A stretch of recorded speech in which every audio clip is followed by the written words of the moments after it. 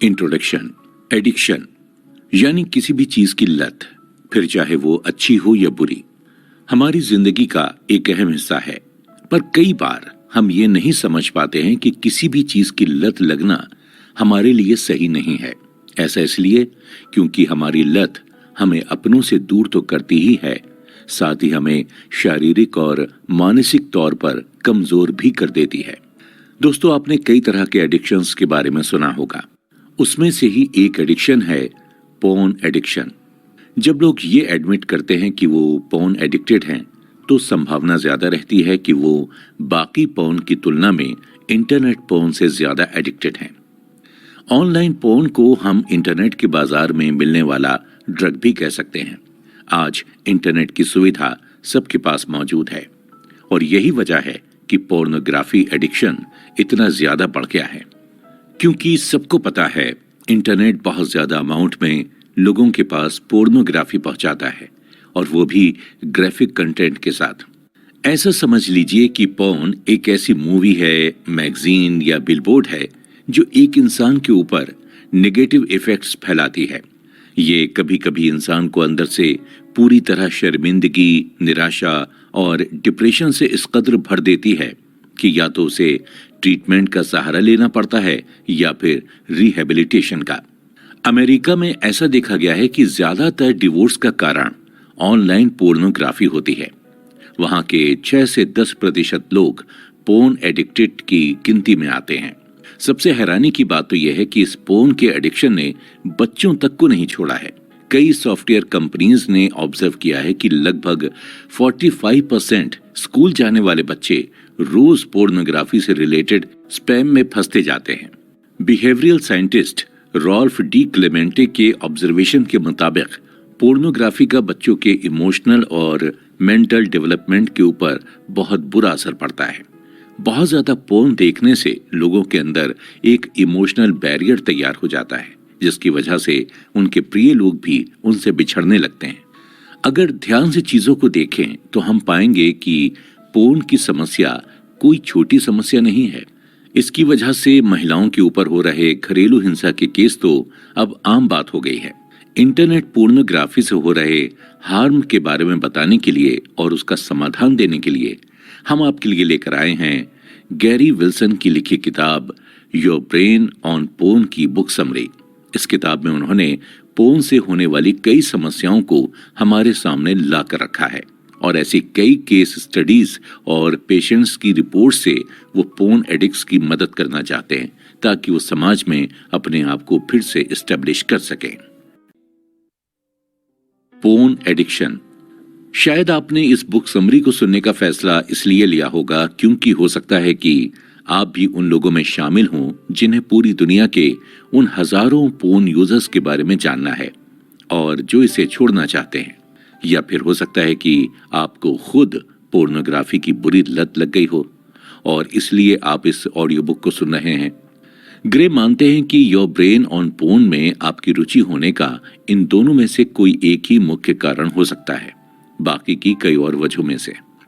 हो सकता है आप ऑनलाइन पोर्न देखने में इतना सारा वक्त व्यतीत कर रहे हैं कि आपका इसके बाहर निकलना मुश्किल हो रहा है, या हो सकता है कि आपको सेक्स के क्लाइमैक्स के दौरान दिक्कत आ रही है, या ऐसा भी हो सकता है कि आपके अंदर सेक्स की भावना इतनी ज्यादा बढ़ गई है कि इसका असर आपकी वैल्यूज पर पड़ रहा है। अगर आप भी उन हजारों लोगों की गिनती में खुद को शामिल करते हैं तो आपको शायद अच्छा खासा समय तो लगता ही होगा ये समझने में कि आपकी मुसीबतों का कारण और कोई नहीं बल्कि पोर्न यूज ही है। शुरुआत में कई लोगों को ऐसा लगता है कि उनकी समस्याओं का कारण डिप्रेशन, सोशल एंजाइटी या लोअर टेस्टोस्टेरोन है। कई बार लोग डॉक्टर से भी सलाह लेने के लिए चले जाते हैं, लेकिन ज्यादातर देखा गया है कि डॉक्टर्स ग्राफिक इमेजेस को देखना नॉर्मल समझते हैं और उनके हिसाब से इंटरनेट पोर्न कोई हानि नहीं पहुंचाता है।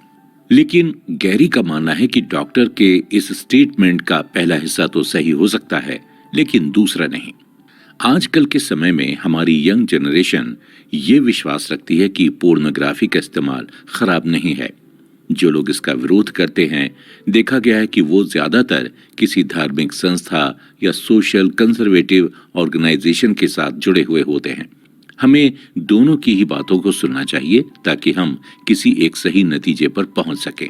गैरी ने पिछले 9 सालों से पोर्नोग्राफी के बारे में कई लोगों के एक्सपीरियंसेस को अच्छी तरह से जाना है। इससे भी ज्यादा समय उन्होंने वैज्ञानिकों के साथ ये जानने में बिताया है कि इंसान का दिमाग कैसे काम करता है। उनका मानना है कि ये मुद्दा सिर्फ लिबरल या कंजर्वेटिव थिंकर्स को लेकर नहीं है और न ही ये सामाजिक शर्मिंदगी और सेक्सुअल फ्रीडम के बारे में है। योर ब्रेन ऑन पोर्न पूरी तरह से हमारे ब्रेन के नेचर के बारे में है और कैसे वो अपने आसपास के एनवायरनमेंट में हुए बदलाव के कारण रिस्पॉन्ड करता है। इससे हमें सेक्सुअल कंटेंट के ओवर कंजम्पशन की वजह से हुए इफेक्ट्स के बारे में भी जानने को मिलेगा। लेखक के हिसाब से इसका जिम्मेदार कहीं ना कहीं अनलिमिटेड इंटरनेट पोर्न की सप्लाई है। 2008 की एक स्टडी के मुताबिक 14.4% बच्चे 13 साल की उम्र से ही पोर्न देखना शुरू कर देते हैं। 2011 तक आते आते ये 48.7% बच्चों में देखा जाने लगा। 2017 के ऑस्ट्रेलियन क्रॉस सेक्शनल स्टडी के मुताबिक ये पता चला है कि 69% लड़के और 23% लड़कियां 13 साल की उम्र से ही पोर्न देखना शुरू करते हैं। एक दशक पहले तक गैरी को इंटरनेट पोर्न के बारे में ज्यादा पता नहीं था और न ही कभी वो पोर्न को बैन करने के पक्ष में रहे। शायद इसका कारण यह था कि उनका जन्म नॉर्थ वेस्ट सिएटल के एक लिबरल नॉन रिलीजियस घर में हुआ था। लेकिन जब कई लोग उनकी पत्नी की वेबसाइट पर जाकर ये कन्फेस करते थे कि उन्हें पोर्न एडिक्शन है तो उन्हें लगा कि बात थोड़ी गंभीर तो है। एक एनाटॉमी और साइकोलॉजी के टीचर होने की वजह से उनका इंटरेस्ट हमेशा से न्यूरोप्लास्टिसिटी, एडिक्शन, ब्रेन के मैकेनिज्म को लेकर रहा था।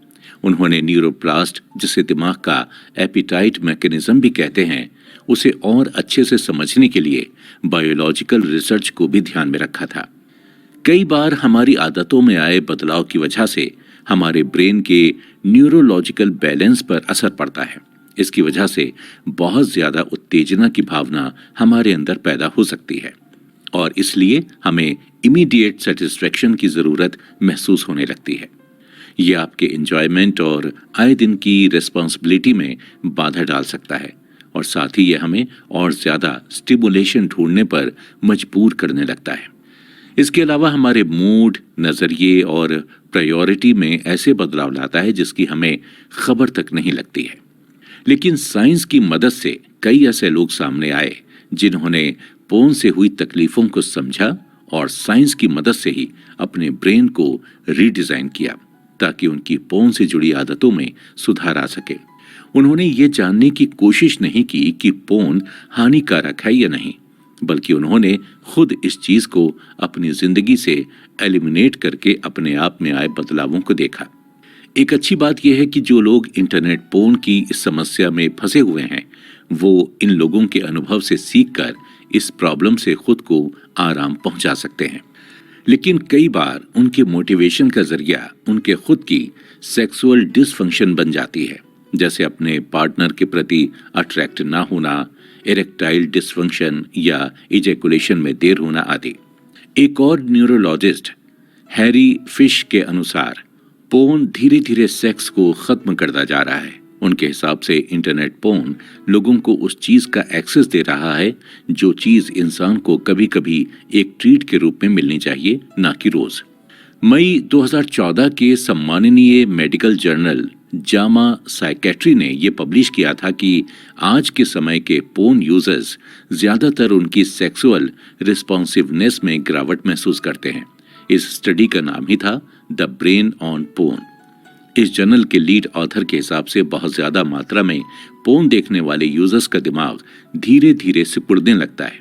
2014 की कैम्ब्रिज यूनिवर्सिटी के न्यूरोसाइंस एक्सपर्ट की एक टीम ने यह पता लगाया कि जो लोग पोर्न एडिक्टेड होते हैं उनको असली जिंदगी में किसी भी महिला के साथ फिजिकल रिलेशनशिप में आने से दिक्कत होती है। इसके बाद से दर्जनों ऐसी स्टडीज और लिटरेचर रिव्यू लिखे जाने लगे जिससे ये साबित होने लगा कि इंटरनेट पोर्न यूजर्स का दिमाग कैसे पूरी तरह चेंज कर देता है। गैरी ने उन सभी समस्याओं को पॉइंट आउट किया है जो पोर्नोग्राफी की वजह से पैदा होती हैं। इस बुक समरी से हम ये जानेंगे कि कैसे इन सब का संबंध न्यूरोसाइंस और इवोल्यूशनरी बायोलॉजी से है और कैसे हम लोग पोर्नोग्राफी से जुड़ी समस्याओं को समझकर उन्हें सुधार सकते हैं। अगर आप भी इस तरह की किसी समस्या से जूझ रहे हैं तो कृपया आप इस ऑडियो बुक को थोड़ा सा मौका देकर देखें। पोर्न एडिक्शन को कैसे पहचानें? दोस्तों, ये सवाल आप सभी के मन में आ सकता है कि एक आदमी को कैसे पता चलेगा कि उसकी सुस्त सेक्सुअल परफॉर्मेंस का कारण पोर्न है, एंजाइटी नहीं। इसे समझने के लिए कुछ तरीके आजमाने की जरूरत है। जैसे सबसे पहले आप किसी अच्छे न्यूरोलॉजिस्ट को दिखाइए और उन्हें बताइए अगर आपको कोई ऐसी मेडिकल एबनॉर्मेलिटी दिख रही है। दूसरा, अपना कोई भी पसंदीदा पोर्न चलाइए और मास्टरबेट करने की कोशिश कीजिए। तीसरा, फिर से किसी दूसरे समय मास्टरबेट करने की कोशिश कीजिए, लेकिन बिना पोर्न देखे या पोर्न के बारे में सोचे। अपने दोनों बार के एक्सपीरियंस को देखते हुए अब सोचिए कि आपके इरेक्शन की क्वालिटी कैसी थी और आपको क्लाइमैक्स तक पहुंचने में कितना वक्त लगा। एक स्वस्थ इंसान को बिना पोर्न देखे भी फुल इरेक्शन तक पहुंचने में और मास्टरबेट करने में कोई दिक्कत नहीं आनी चाहिए। लेकिन अगर आपको पोर्न देखते वक्त ज्यादा स्ट्रॉन्ग इरेक्शन आता है और बिना पोर्न देखे नहीं, तो इसका मतलब हो सकता है कि आपको पोर्न इंड्यूस्ड इरेक्टाइल डिसफंक्शन है। वहीं अगर आपको बिना पोर्न देखे स्ट्रॉन्ग इरेक्शन आता है लेकिन असली जिंदगी में पार्टनर के साथ सेक्स करते वक्त नहीं आता, इसका मतलब यह है कि आपको एंजाइटी रिलेटेड इरेक्टाइल डिसफंक्शन है। लेकिन अगर आपको दोनों तरह से ही स्ट्रॉन्ग इरेक्शन नहीं आ रहा है, तो इसका मतलब यह है कि या तो आपको progressive porn induced erectile dysfunction है या आपके बिलो द बेल्ट एरिया में कुछ दिक्कत है जिसके लिए आपको मेडिकल हेल्प की जरूरत पड़ेगी। गैरी विल्सन को लगता है कि पोर्न से रिलेटेड समस्या फ्यूचर में और बढ़ने वाली है और इससे बचने के लिए वो सबसे प्रॉमिसिंग रिसर्च की खोज भी कर रहे हैं। पर एक चीज साफ तौर पर बताना सही रहेगा कि जरूरी नहीं है कि सबको पोर्न से तकलीफ हो। ऐसा हो ही सकता है कि लोगों को कोई तकलीफ महसूस ना हो रही हो। ऐसी किसी चीज को लेकर लेखक किसी तरीके की कोई बहस नहीं करना चाहते हैं और न ही वो लोगों के अंदर ह्यूमन सेक्सुअलिटी को लेकर कोई डर बैठाना चाहते हैं। वो हर एक इंसान के ऊपर डिपेंड करता है कि वो ग्राफिक सेक्सुअल कंटेंट के बारे में क्या सोचता है और उसे कैसे अपनी जिंदगी में लाता है या नहीं लाता है। लेकिन अगर आप में से किसी को लगता है कि उन्हें पोर्नोग्राफी हार्म कर रही है या उनके किसी करीबी इंसान को हार्म कर रही है, तो your brain on porn book उनकी मदद जरूर करेगी।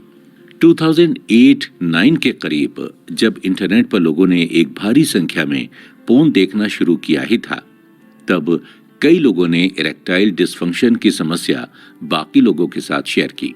कई लोगों में कभी कभी इरेक्शन बहुत जोर का देखा जाता था तो कभी कभी बिल्कुल ही नहीं। लोगों को इतनी बुरी लत लगी हुई थी कि उन्हें लगता था कि कोई असली औरत उनमें इतना स्ट्रॉन्ग स्टिमुलेशन पैदा कर ही नहीं पाएगी।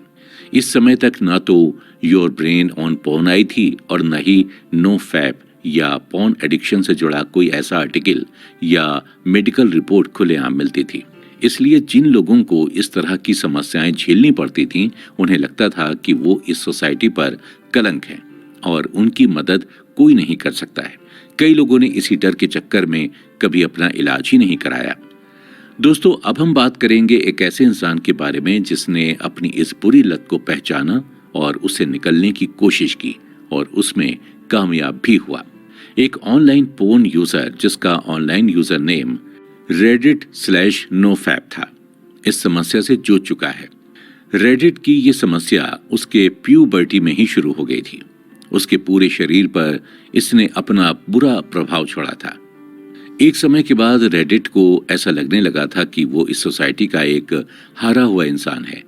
पोर्न देखना छोड़ने से 1 साल पहले उसे खुद को साइकोलॉजिस्ट को दिखाना पड़ा था, जिन्होंने उससे ये कहा था कि उन्हें बहुत बहुत बहुत भयंकर सोशल एंजाइटी और डिप्रेशन की परेशानी है। लेकिन जैसे जैसे उन्होंने इस पोर्न की समस्या को ठीक करने की कोशिश की, उसे लगने लगा कि उसके दिल से मानो कोई भारी बोझ उतरने लगा हो। करीब 80 दिन तक बिना मास्टरबेशन के उसने पाया कि उसकी बॉडी में छोटे छोटे पॉजिटिव चेंजेस होने लगे। उसे कभी लगा ही नहीं था कि वो अपनी नॉर्मल लाइफ में वापस लौट पाएगा। ऐसा देखा गया है कि ज्यादातर कंप्यूटर प्रोग्रामर और इंफॉर्मेशन टेक्नोलॉजी स्पेशलिस्ट ही अपनी पोर्न से जुड़ी समस्या के बारे में अर्ली स्टेज में ही सोशल मीडिया पर बता देते हैं। ऐसा इसलिए क्योंकि उनके पास हमेशा हाई स्पीड इंटरनेट पोर्न बाकी सभी लोगों की तुलना में पहले पहुंचता है, जिसकी वजह से उनका एक अलग सेक्सुअल टेस्ट तैयार हो जाता है, जिसकी वजह से सेक्स के दौरान इरेक्टाइल डिसफंक्शन का सामना भी करना पड़ता है। इनमें से ज्यादातर लोगों की उम्र 20 या उससे थोड़ी ही ज्यादा होती है। पोर्नोग्राफी का इतिहास। आप सभी को ये तो पता है कि कैसे पोर्नोग्राफी ने हमारी जिंदगी पर असर किया है और इसके क्या नेगेटिव इफेक्ट्स हैं। पर क्या आपको पता है कि पोर्नोग्राफी की शुरुआत कैसी थी? तो आइए जानते हैं पोर्नोग्राफी के इतिहास के बारे में। विजुअल पोर्नोग्राफी का आगमन मैगजीन के रास्ते हुआ था। लोगों को अपने आप को इस स्टैटिक इराटिका की मदद से ही अपने आप को संतुष्ट रखना पड़ता था। इसके अलावा चाहे तो उन्हें अपनी इमेजिनेशन का इस्तेमाल करना पड़ता था या फिर और ज्यादा पैसे खर्च करके महंगे मटेरियल खरीदने पड़ते थे। उस समय ऐसी कोई एक्स रेटेड मूवीज भी मिलती थीं जो काफी महंगी होती थीं। ऐसे भी कई हद से ज्यादा एडिक्टेड लोग थे जो सिर्फ एडल्ट सेक्सुअल क्लिप्स के लिए पूरी की पूरी बुक स्टोर भी छान मारते थे। लेकिन इन सब के बावजूद भी सेक्सुअल कंटेंट कुछ लोगों की पहुंच तक सीमित रह जाता था। ज्यादातर लोग अपना समय मूवी हाउस या पीप शो बूथ में बिताना भी पसंद नहीं करते थे।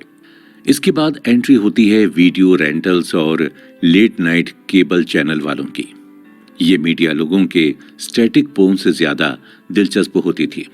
इससे लोगों को कहीं ना कहीं शर्मिंदगी का भाव भी कम महसूस होता था, क्योंकि उन्हें और 10 लोगों के बीच बैठकर सिनेमा हॉल में पोर्न देखने की जरूरत अब नहीं थी। इसके बावजूद लोगों को लगता था कि जब तक बाजार में कोई नई चीज नहीं आ जाती है, वो एक ही वीडियो को कितनी बार देखेंगे। कई बार लोगों को पोर्न के नाम पर एक पूरी की पूरी कहानी देखनी पड़ती थी। इस समय तक भी लोगों के पास अभी भी पोर्न की सुविधा मौजूद नहीं थी, तो इसके बाद लोगों ने डायल अप की मदद लेनी शुरू की। डायल अप ज्यादातर सस्ते में मिल जाते थे और ये प्राइवेसी का एक अच्छा जरिया था। लेकिन इसमें मिलने वाले वीडियोस भी ज्यादातर स्टिल पिक्चर्स में होते थे। पहले तो लोगों को एक वीडियो डाउनलोड करना पड़ता था। इस डाउनलोड करने के चक्कर में कई बार वायरस का रिस्क भी उठाना पड़ता था, और अगर लोगों के कंप्यूटर का सॉफ्टवेयर वीडियो के मुताबिक सही नहीं रहता था तो पहले उसकी मरम्मत की जाती थी। इन सभी झमेलों के बाद इंसान चाहे तो अपने पसंदीदा वेबसाइट से वीडियो डाउनलोड करके उसे 1 से 2 बार देख सकता था। दोस्तों, आगे आने वाले एपिसोड में हम देखेंगे कि पोर्न के इतिहास का असल परिवर्तन इंटरनेट के आने से कैसे शुरू हुआ और कैसे इसका असर यंग जनरेशन पर पड़ रहा है। पोर्न के सिम्टम्स। 2006 के बाद से मानो एक ऐसा बदलाव आया कि पोर्न यूजर्स की पूरी दुनिया ही बदल गई। 2006 में हाई स्पीड इंटरनेट के आने से एक नए क्रिएचर का जन्म हुआ, जो था शॉर्ट पोर्न क्लिप्स की एक पूरी गैलरी, जहां एक आदमी को कभी न खत्म होने वाली हार्डकोर वीडियो की स्ट्रीम मिल सकती है। इसे ट्यूब साइट भी कहा जाता था, क्योंकि लोग इसमें यूट्यूब वीडियो की तरह ही स्ट्रीम करते थे। इतने छोटे छोटे क्लिप्स की भरमार होने की वजह से लोगों के अंदर बेचैनी और बढ़ती चली गई और उनके क्लिक्स भी बढ़ते गए। कई लोगों को इसी ट्यूब साइट की डिस्कवरी के बाद से इरेक्टाइल डिसफंक्शन दिखाई देना शुरू हो गया था। इसका सीधा सा जवाब यह था कि हाई स्पीड इंटरनेट की वजह से लोगों के पास क्लिप्स काफी जमा हो गए थे, जिसकी वजह से वो दिन में 2 से ज्यादा बार भी मास्टरबेट कर बैठते थे। लोगों के प्रिमिटिव ब्रेन में ट्यूब साइट ने अपनी एक जगह बना ली थी, क्योंकि इसमें सेक्सुअल नोवेल्टी मतलब नए सिरे से सेक्स करने का भाव ज्यादा था, और इतने छोटे क्लिप्स होने की वजह से ब्रेन का सर्किट बार बार पोर्न ढूंढने के लिए बेताब हो जाता था। जहां एक तरफ ऑनलाइन पोर्न देखना पहले से ही एक बड़ी समस्या थी, तो वहीं दूसरी ओर इसका ओवर कंजम्पशन एक और नई समस्या बन गई थी। University of Massachusetts medical school के प्रोफेसर शेरी पगोटो के मुताबिक एक स्टडी में पाया गया है कि एक इंसान की जो पोर्न देखने की भूख है वो वैरायटी के साथ कोरिलेट करती है। इंसान के पास जितनी वैरायटी मौजूद होगी उतने ज्यादा चांसेस हैं कि वो उन्हें ओवर कंज्यूम करेगा। जैसे लोगों के सामने अगर खाने का बुफे लगा हो तो वो जितना खाना चाहिए उससे ज्यादा ही खाएंगे, लेकिन अगर लोगों के पास खाने के लिए एक ही चीज है तो आप वो हद में रहकर खाएंगे। इन्हीं वीडियोस ने लोगों की इमेजिनेशन के लिए भी जगह नहीं छोड़ी। जो वो स्टिल इमेज देखकर किया करते थे, कम से कम इमेजिनेशन करने से इंसान सेक्सुअल फैंटेसी को शुरू से सोचने का आदी था। जिन लोगों ने बहुत ही कम उम्र में ही रोज पोर्न देखना शुरू कर दिया था, उनके लिए तो एक्सपीरियंस कुछ और ही रहा। जिन लोगों ने बहुत अर्ली स्टेज में पोर्न देखना शुरू किया था, उन लोगों के लिए पोर्न सेक्स ही नॉर्मल चीज बन गई थी, ना कि रियल सेक्स। 2010 में गैरी की बीवी ने उन्हें एक सजेशन दिया कि वो एक ऑनलाइन रिसोर्स शुरू करें जहां वो इस चीज से रिलेटेड बातें लोगों तक पहुंचा सकें। इससे पहले तक उनकी बीवी का सेक्सुअल रिलेशनशिप से रिलेटेड ऑनलाइन फोरम मर्दों के पोर्न रिलेटेड प्रॉब्लम से भरा हुआ था। लोग अपनी अपनी तरह की समस्या उनकी वाइफ के सामने लेकर आते थे, जैसे उनके पार्टनर के प्रति लेस अट्रैक्शन, सेक्स के दौरान ऑर्गेज्म की कमी, प्रीमेच्योर इजैकुलेशन आदि। उनकी वाइफ को ऐसा महसूस हुआ कि लेखक को एक ऐसी वेबसाइट इन लोगों को डेडिकेट करनी चाहिए जहां वो अपनी सेक्सुअल कंडीशन या प्रॉब्लम्स को रख सकें। यहीं से शुरू हुआ your brain on porn website का सफर। वेबसाइट बनाने के बाद लेखक को लगा देखने वाली बात यह होगी कि इससे कितने लोग जुड़ते हैं। लेखक को सबसे ज्यादा अचंभा तब लगा जब उन्होंने देखा कि इस वेबसाइट के जरिए रोज 20,000 यूनिक विजिटर्स हर दिन जुड़ते जा रहे हैं। इनकी वेबसाइट के लिंक को भी वर्ल्ड वाइड शेयर किया गया। इसके बाद ऐसे कई और फोरम अलग अलग नामों से सामने आने लगे, जैसे nofab.com, rebootnation.org, your brain rebalance आदि। इस वेबसाइट के पोस्ट कई बड़े बड़े लोगों की वेबसाइट्स पर भी दिखने लगे, फिर चाहे वो बॉडी बिल्डर्स हों, गिटारिस्ट हों या स्पोर्ट्समैन हों। शुरू में तो कई लोगों को यह विश्वास ही नहीं हो रहा था कि उनके सभी सिस्टम्स का दोषी पोर्न है। कई लोग तो पूरी तरह से हील होने के बाद भी पोर्न को शक की निगाहों से देखते थे, यहां तक कि उन्हें फिर से इंटरनेट पोर्न देखना पड़ा, सिर्फ ये सुनिश्चित करने के लिए कि उनकी सेक्सुअल प्रॉब्लम खत्म हो गई है या नहीं। अब आपको कई ऑनलाइन फोरम की वेबसाइट्स मिल जाएंगी, लेकिन पहले इस चीज के बारे में कोई भी खुलकर पब्लिकली बात नहीं करना चाहता था। यंगस्टर्स तो डॉक्टर तक को अपनी पोर्न इंड्यूस्ड इरेक्टाइल डिसफंक्शन या पोर्न एडिक्शन से जुड़ी प्रॉब्लम्स के बारे में बताने से घबराते थे। उन्हें एक अजीब तरह की घुटन, शर्म, गुस्सा और ऑकवर्डनेस फील होती थी। इसलिए उन्होंने सोचा कि सबसे अच्छा होगा कि वो इसके बारे में अवेयरनेस ना फैलाकर चुपचाप एक परछाई की तरह पड़े रहें। कई लोगों में तो पोर्न क्विट करने के बाद भी नींद की कमी, हाथ पैरों का कांपना, डिप्रेशन आदि सिम्टम्स देखे गए हैं। अगर पोर्न छोड़ने के बाद भी आपको ऐसा लगता है कि उससे जुड़े सिम्टम्स जैसे नेगेटिव थॉट्स, डिप्रेशन वापस आ रहे हैं, तो आपका ब्रेन पूरी तरह से पोर्न से जुड़े रहने के लिए मोटिवेटेड है। कई बार तो लोग पोर्न देखना छोड़ने के बाद भी कभी कभार इरेक्टाइल डिसफंक्शन महसूस करते हैं या उनके अंदर का सेक्सुअल अर्ज खत्म हो जाता है। कई लोगों के लिए ये बहुत भयानक इंसिडेंट होता है कि वो एक सुंदर लड़की को देख रहे हैं और उनके दिमाग में किसी तरीके का भी सेक्सुअल थॉट और इमोशंस आना बंद हो जाते हैं। जब तक लड़कों को परमानेंट इम्पोटेंसी यानी नपुंसकता के बारे में सावधान नहीं किया जाएगा, तब तक वो इंटरनेट पोर्न के पीछे भागते रहेंगे। लोगों को कभी कभी इस चीज पर आश्चर्य होता है कि वो जब इम्पोटेंस की हालत में पहुंच जाते हैं तो इससे वापस उभरने के लिए वो पोर्न की मदद नहीं ले सकते हैं। उन्हें इस परेशानी से नेचुरली निकलना पड़ेगा, जिसके लिए कभी कभी सालों लग जाते हैं। लेकिन सोचने वाली बात यह है कि पोर्न की वजह से जो फ्लैट लाइन की सिचुएशन पैदा हो रही है, क्या ये बायोलॉजी से रिलेटेड है? इसकी पूरी खोज करने के लिए कई रिसर्चर्स ने चूहों पर एक्सपेरिमेंट किया, क्योंकि उनके प्रिमिटिव ब्रेन का स्ट्रक्चर हमारे ब्रेन से काफी मिलता जुलता है। कई लोगों ने अपने इस टेम्परेरी फ्लैटलाइन की सिचुएशन के बारे में ऑनलाइन भी कई जानकारियां शेयर की। एक यूजर ने बताया कि उन्हें ऐसा लगता था कि उनके पीनस में मानो जान ही नहीं है और वो किसी मरी हुई चीज का बोझ लिए सारा समय घूम रहे हों। जैसे जैसे ट्यूब साइट की पॉपुलैरिटी बढ़ती गई, कई 19 से 23 साल की उम्र के बच्चों तक ने अपना नाम सेक्सुअल डिसफंक्शन के उन बड़ी उम्र के लोगों के साथ जोड़ दिया। 2011 तक आते आते कई लड़के जो अपने अर्ली 20s में थे, उन्होंने ऐसी कई ऑनलाइन फोरम खोले जो उन्होंने पोर्न क्विट करने से रिलेटेड एक्सपेरिमेंट को डेडिकेट कर रहे थे। उनसे इनकी बिना पोर्न देखे मास्टरबेशन करने की समस्या थोड़ी कम होती दिखी भी।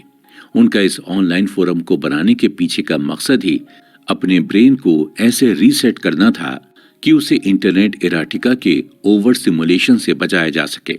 उन्होंने इस अप्रोच को रिबूटिंग नाम दिया। इसी के बाद से कई अंग्रेजी भाषा में ऑनलाइन फोरम बनाए गए। इन फोरम में से सबसे ज्यादा चर्चा में रहा रेडिट, नोफैप, पोर्न फ्री आदि। अच्छी बात यह थी कि इन सभी फोरम्स में लड़कियों का खुले हाथों से स्वागत किया जाता था, क्योंकि धीरे धीरे लड़कियों की संख्या में भी बढ़ोतरी दिखाई दे रही थी। कई लड़कियों ने तो reddit/nofap विमेन के नाम से भी फोरम खोले। धीरे धीरे इस मूवमेंट पर प्रेस वालों की भी नजर पड़ी और 2016 में टाइम मैगजीन की cover story porn at the truth to virility के नाम से एक कवर स्टोरी भी छापी गई। दोस्तों, अगले एपिसोड में हम पोर्न से जुड़ी कुछ केस स्टडीज और रिपोर्ट्स के बारे में जानेंगे। हम देखेंगे कि इन स्टडीज में कौन कौन सी गलतियां पाई गई हैं और इनमें बाद में क्या सुधार किया गया है या किया जा सकता है। पोर्न से जुड़ी केस स्टडीज। इस एक्सपेरिमेंट को बिना रोक टोक के और आगे बढ़ाया गया। दुनिया भर से हजारों लोगों ने यह कसम खाई कि वो अब ऑनलाइन सेक्स वर्ल्ड स्टिमुलेशन को उनका ब्रेन कंट्रोल करने नहीं देंगे। लेखक बताते हैं कि उनकी नजरों में ये एक ऐसा लार्ज स्केल एक्सपेरिमेंट साबित हुआ जिसने कई पोर्न के वेरिएबल्स जैसे वेबकैम एनकाउंटर, एरोटिक लिटरेचर आदि चीजों को कई हद तक हटाकर दम लिया। एक बात ध्यान देने वाली ये भी है कि जब से ऑनलाइन फोरम शुरू हुए हैं, किसी भी फोरम ने अपने पार्टिसिपेंट्स की संख्या किसी के साथ शेयर नहीं की। ये लोग बस पोर्न छोड़ने के लिए रिसर्चर्स के एक्सपेरिमेंट में अपना योगदान देना चाहते थे। इसके बाद भी कई लोगों ने आगे आकर अपनी इच्छा से बताया कि इन फोरम में ज्यादातर लोग एवरेज एज के होते थे और इनमें से सिर्फ 7% लोग ही धार्मिक कारणों की वजह से पोर्न छोड़ना चाहते थे। इस डेटा पर पूरी तरह से यकीन नहीं भी किया जा सकता है, क्योंकि इसमें बताई हुई ज्यादातर बातें कुछ लोगों ने आगे आकर शेयर की हैं, सभी ने नहीं। लेकिन इसके बावजूद ये बात तो तय है कि इनमें से सभी लोग अलग अलग बैकग्राउंड्स, कल्चर, रिलेशनशिप से आते हैं। इस एक्सपेरिमेंट के सक्सेसफुल होने के पीछे एक और कारण यह भी था कि इससे जुड़े सब्जेक्ट्स ज्यादातर अपनी खुद की मर्जी से इंटरनेट पोर्न का यूज करना छोड़ रहे थे। लेकिन फॉर्मल स्टडीज और इन रिपोर्ट्स को देखने के बाद भी डॉक्टर्स सभी पेशेंट्स में अलग अलग तरह से सुधार देख पा रहे थे। कई फॉर्मल स्टडीज एक दूसरे के साथ रिलेटेड भी होती हैं। अगर इन सभी स्टडीज को अच्छी तरह से समझा जाए तो हमें पता चल सकता है कि पोर्न के साथ साथ कौन कौन से इफेक्ट्स जुड़े हुए हैं। लेकिन कभी कभी ये स्टडीज आपस में अलग भी होती हैं। जैसे कई साइकियाट्रिस्ट और साइकोलॉजिस्ट को एकेडमिक लेवल पे ऐसी ट्रेनिंग दी जाती है जिससे उन्हें ऐसा लगता है कि पोर्न से रिलेटेड कुछ सिम्टम्स का कारण है लोगों की अंडरलाइंग पैथोलॉजी और इन पैथोलॉजी के ओवर यूज की वजह से इंसान में ऐसी सेक्सुअल प्रॉब्लम्स दिखाई देती हैं। कई हेल्थ केयर प्रोवाइडर्स को ऐसी ट्रेनिंग दी जाती है जिससे उन्हें लगता है कि सेक्सुअल प्रॉब्लम्स का कारण है social anxiety, depression, performance anxiety आदि। इन्हीं सब गलतफहमी के चलते कई लोगों का गलत तरीके से इलाज किया जाता है। इसकी वजह से उनकी हालत में सुधार तो नहीं आता, लेकिन सुधार की कोशिश जरूर की जाती है। अगर इस चीज के बारे में लोगों को सही जानकारी नहीं रहेगी तो उन्हें कैसे पता चलेगा कि किस चीज से सावधान रहना है और किससे नहीं। इन सभी दिक्कतों का रीजन ये भी है कि सेक्सुअल प्रॉब्लम्स को लेकर एकेडमिक रिसर्च काफी धीरे चल रही है और अपने आप में ही सिमटी हुई है, जबकि आज के समय में पोर्नोग्राफी लाइट की तेजी से इवॉल्व होते जा रही है और इसका इफेक्ट भी उतनी ही दूर तक फैल रहा है। पिछले एक दशक में टेक्नोलॉजी का डेवलपमेंट इतना तेजी से हुआ है कि लोगों के पास पोर्न डिलीवरी में भी काफी चेंजेस आए हैं। यंगस्टर्स के हाथ में स्मार्टफोन का आना, वर्चुअल पोर्नोग्राफी और स्ट्रीमिंग पोर्नोग्राफी ने पोर्न एडिक्शन के रिस्क को और बढ़ा दिया है। लेकिन हम लोग अभी तक आउटडेटेड एजम्पशंस को लेकर चल रहे हैं। इन्हीं सब कारणों के चलते हमारे लिए ये जानना बहुत जरूरी है कि किस मौके के लिए कौन सा प्रिकॉशन लेना चाहिए। इसके लिए रिसर्चर्स को ऐसे एडिक्टेड सब्जेक्ट्स पर एक्सपेरिमेंट करके देखना पड़ेगा जो पोर्न छोड़ना चाहते हैं। रिसर्चर पोर्न से जुड़े इफेक्ट्स के बारे में तभी जान पाएंगे जब हम पोर्न को हटाने में कामयाब होंगे। लेकिन दुख की बात यह है कि इन बातों पे सिर्फ 6 ही एकेडमिक स्टडीज आज तक की गई हैं, जिनमें पोर्न को एलिमिनेट करने की बात रखी गई है। ऐसी ही एक रिसर्च 2015 में कंडक्ट की गई थी, जिसमें रिसर्चर्स ने अपने सभी सब्जेक्ट्स को समान रूप से 2 दलों में बांट दिया था। आधे लोगों को 30 दिनों तक अपना पसंदीदा खाना खाने से रोका गया था और बाकी आधे लोगों को 30 दिनों तक पोर्न देखने से रोका गया था। 30 दिन बाद ये देखा गया कि जिन लोगों को पोर्न देखने से रोका गया था, उन लोगों की अपने सेक्सुअल अर्ज को तुरंत संतुष्ट करने की इच्छा में गिरावट देखी गई थी। 2012 में की गई स्टडी के मुताबिक ये पाया गया कि जो पोर्न यूजर्स 3 हफ्तों के लिए अपने आप को पोर्न से दूर रखते हैं, उनकी रिपोर्ट्स में आपसी रिलेशनशिप में सुधार देखा गया है। इन दोनों रिसर्चर्स से ये पता चला कि हर इंसान की रिकवरी का तरीका और समय अलग अलग हो सकता है।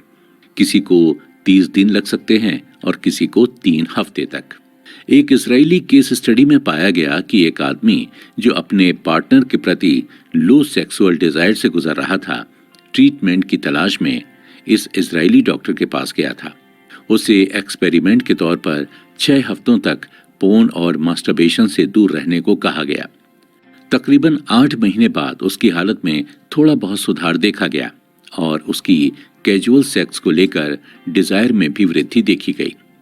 2016 में एक यूएस नेवी डॉक्टर ने अपने 3 पेशेंट्स की रिपोर्ट शेयर करते हुए बताया कि उन तीनों में से 2 लोगों ने पोर्न देखना छोड़कर सेक्सुअल डिसफंक्शन से छुटकारा पाया, लेकिन तीसरा इंसान पोर्न यूज करना नहीं छोड़ पाया। उसी साल एक फ्रेंच साइकेट्रिस्ट ने अपने 35 मरीजों की रिपोर्ट शेयर की जो अपनी पोर्न देखने की आदत की वजह से इरेक्टाइल डिसफंक्शन और एनॉर्गेज्मिया से जूझ रहे थे। इस साइकेट्रिस्ट ने अपने पेशेंट को ऐसी हैबिट्स सिखाई जिससे वो ये भूल सकें कि पोर्न देखते वक्त मास्टरबेशन कैसे किया जाता है। ये तरकीब 35 में से 19 लोगों के काम आई। 3 लोगों की हालत में सुधार देखा गया और बाकी 13 लोगों ने ट्रीटमेंट बीच में ही छोड़ दिया। आखिरकार 2016 में एक यूरोपियन रिसर्चर ने इस मुद्दे पर अपनी एक ऐसी रिपोर्ट पेश की जिसमें यह बताया गया है कि एक लंबे समय तक पोर्न और मास्टरबेशन से संन्यास लेने से क्या फायदा हो सकता है। इनमें से कुछ फायदे इस प्रकार हैं। पहला, सेक्सुअल रिवॉर्ड को जल्द से जल्द पाने की चाह में गिरावट। दूसरा, लोगों को और रिस्क लेने के लिए प्रोत्साहित करता है। तीसरा, लोगों को सोशल बनाने में मदद करता है। इन सभी रिसर्चर्स के बावजूद भी रिसर्चर्स आम जनता को यह समझाने में काफी देर करते हैं कि पोर्न से रिलेटेड प्रॉब्लम्स कुछ लोगों के ऊपर ज्यादा हावी हो सकती हैं, जैसे एडोलिसेंट्स या सिंगल पोर्न यूजर्स। 2017 में की गई एक एडिक्शन रेट स्टडी के मुताबिक ये देखा गया है कि कॉलेज के 10.3% बच्चे साइबर सेक्स से एडिक्टेड हैं। कॉलेज में हर 5 लड़कों में 1 लड़का एडिक्ट पाया जाता है और हर 20 लड़कियों में 1 लड़की एडिक्ट मिलती है। इस रिपोर्ट से पता चलता है कि मदद की जरूरत इन यंगस्टर्स को काफी है, लेकिन लड़कों के ऊपर इसका खतरा ज्यादा बना हुआ है। ऐसा देखा गया है कि जो लोग बहुत छोटी उम्र से ही पोर्न का इस्तेमाल करते हैं, उनको सोशल एंजाइटी, डिप्रेशन और वीक इरेक्शन के बीच का डिफरेंस ही समझ नहीं आता। इन सब के बावजूद कई लोगों के लिए पोर्न एक समस्या नहीं बल्कि अच्छी फीलिंग का जरिया है। एविडेंस की कमी होने के बावजूद भी कई लोगों को ऐसा लगता है कि बीच बीच में मास्टरबेशन करते रहने से उन्हें कैंसर से सुरक्षा मिलेगी।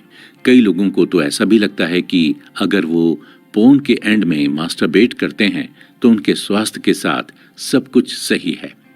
एविडेंस की कमी होने की वजह से कभी कभी पोर्न यूजर्स को ये समझाना मुश्किल हो जाता है कि उनकी बिगड़ती सेहत का कारण उनका पोर्न एडिक्शन है। आजकल के पोर्न यूजर्स का ज्यादातर रेगुलर इलाज किया जाता है और उन्हें social anxiety, low self esteem, concentration problem, lack of motivation और दूसरी कंडीशन से जुड़ी समस्याओं का ट्रीटमेंट दिया जाता है। कभी कभी तो उनसे ये तक कह दिया जाता है कि उनकी समस्या की प्रॉब्लम है उनकी परफॉर्मेंस रिलेटेड एंजाइटी, जो उन्हें क्लाइमैक्स तक पहुंचने ही नहीं देती। इन्हीं सब गलत धारणाओं की वजह से कई लोग अपने आप को दोषी समझने लगते हैं। कई लोगों को लगने लगता है कि वो कभी सेक्स नहीं कर पाएंगे और कई लोग अपने आप को सरकार के सामने गुनहगार भी पाते हैं। एक रिसर्च के अनुसार यूनिवर्सिटी ऑफ ऑक्सफोर्ड में ये पाया गया कि ज्यादातर internet porn addiction self harm का खतरा लोगों में और बढ़ा देती हैं। ये लोग कई तरह से अपने आप को हार्म कर सकते हैं। पेशेंट्स का निजी अनुभव। कई लोगों के पोर्न छोड़ने के बाद से उनके अंदर कमाल के बदलाव देखे गए हैं। इससे पता चलता है कि वो जिस तरीके का सेक्सुअल कंटेंट अपने ब्रेन में ले रहे थे वो कितना भयानक साबित हो रहा था उनके लिए। ज्यादातर ऑनलाइन फोरम्स में भी हमेशा लोग anxiety, stress, depression, attention problem, lack of attraction, इन्हीं चीजों पर बात करते हुए पाए जाते हैं। पोर्न छोड़ने के बाद कई यूजर्स में ऐसे बदलाव देखे गए जो एक दूसरे से पूरी तरह से अलग थी। जैसे कई लोगों की सोशल एंजाइटी में इम्प्रूवमेंट दिखने लगा, उन्हें कॉन्फिडेंस बिल्डअप होने लगा, दूसरे लोगों के साथ कांटेक्ट ठीक होने लगा। कई लोगों ने अपने आप को ज्यादा फोकस्ड, शार्प और क्लियर महसूस किया। उनके अंदर लोगों के साथ और लड़कियों के साथ बात करने की इच्छा फिर से जागरूक हुई। उनमें इरेक्टेड पीनस यानी बोनर से जुड़ी समस्या काफी कम हो गई। इसके अलावा सबसे जरूरी चीज कि कई लोगों के आपसी रिश्ते सुधरने लग गए, चाहे वो आपसी रिश्ते अपने घर वालों से हों, दोस्तों से हों या अपने पार्टनर से ही क्यों ना हो। जब लोगों ने इम्प्रूवमेंट महसूस करना शुरू किया तब वो शॉक में पड़ गए कि कैसे इंटरनेट पोर्न जैसी चीज ने उनके पूरे साइकोलॉजिकल बिहेवियर को बदल के रख दिया था। 2-4 लोग इस बात से भी शॉक्ड हैं कि कई लोगों पर किसी भी मेडिकेशन का कोई रिजल्ट ही नहीं दिखा। हमें यह समझना होगा कि हम एक ऐसी चीज से डील कर रहे हैं जिसके अंदर इतनी ताकत है कि वो इंसान के पूरे ब्रेन पर हावी हो सकती है और उसके सामने दोस्ती, स्वास्थ्य, परिवार, इन सब का महत्व गिराकर सिर्फ एक गोल रख सकता है और वो है पोर्न देखना। एक यूजर ने अपनी स्थिति लोगों के सामने रखते हुए बताया कि कैसे पोर्न एडिक्शन ने उसे जीवन के एक ऐसे मोड़ पर लाकर खड़ा कर दिया था जिसकी वजह से उसकी फार्मेसी की डिग्री चली गई और उसकी गर्लफ्रेंड भी उसे छोड़कर चली गई। एक लड़की ने भी अपना एक्सपीरियंस शेयर करते हुए बताया कि कैसे पढ़ाई के दौरान वो रात रात भर जागकर ऑनलाइन वेबसाइट से इराटिका पढ़ती रहती थी। शुरू में कई लोगों को लगता भी था कि वो शायद निराशावादी हैं, लेकिन सही ट्रीटमेंट मिलने के बाद उन्हें पता चला कि वो पोर्न एडिक्ट्स हैं। सालों से पोर्न देखने से एक इंसान के अंदर कई तरह के सेक्सुअल सिम्टम्स देखे जा सकते हैं। ज्यादातर पोर्न यूजर्स का मेन प्रॉब्लम होता है इजैकुलेशन में डिले या बिल्कुल ही ऑर्गेज्म की कमी। डॉक्टर की रिपोर्ट्स के मुताबिक इन 2 इरेक्टाइल डिसफंक्शन के कई कारण हो सकते हैं, जैसे पुराने जेनर के पोर्न में इंटरेस्ट ना होना, पोर्न का पार्टनर से ज्यादा एक्साइटिंग मालूम होना, फैंटेसी की जरूरत महसूस होना आदि। 2015 की एक सेक्स क्लिनिक की रिपोर्ट के अनुसार 71% लोगों में देखा गया है कि अगर कोई आदमी एक हफ्ते में 7 घंटे से ज्यादा पोर्न देखते हुए मास्टरबेट करता है तो उसे सेक्सुअल फंक्शनिंग में दिक्कत का सामना करना पड़ता है। एक यूजर ने तो अपना एक्सपीरियंस शेयर करते हुए यह भी बताया था कि उसकी जिंदगी में एक मोमेंट ऐसा आया था कि उसके अंदर सेक्स की कोई इच्छा ही बाकी नहीं रह गई थी। ऐसा इसलिए हुआ था क्योंकि वो यूजर पिछले 17 सालों से मास्टरबेशन के चक्कर में फंसा हुआ था और 12 सालों तक एक्सट्रीम पोर्न से घिरा हुआ था, जिसके चलते उसका रियल सेक्स से इंटरेस्ट ही उठ गया था। एक यूजर ने तो ये तक बताया कि उसे इजेकुलेशन में कभी कभी इतनी देर होती थी कि उसका 3 से 4 घंटा सिर्फ सेक्स में बीत जाता था। 1948 से लेकर 2002 तक 40 से कम उम्र वाले आदमियों में इरेक्टाइल डिसफंक्शन की दिक्कत 3 से 4% लोगों में देखी जाती थी, लेकिन 2010 के बाद से ये रेट बढ़कर 14 से 33% हो गया था। ऐसे ही और सेक्सुअल डिसफंक्शन के बारे में हमें सेक्सुअल फंक्शन सर्वे से पता चलता है।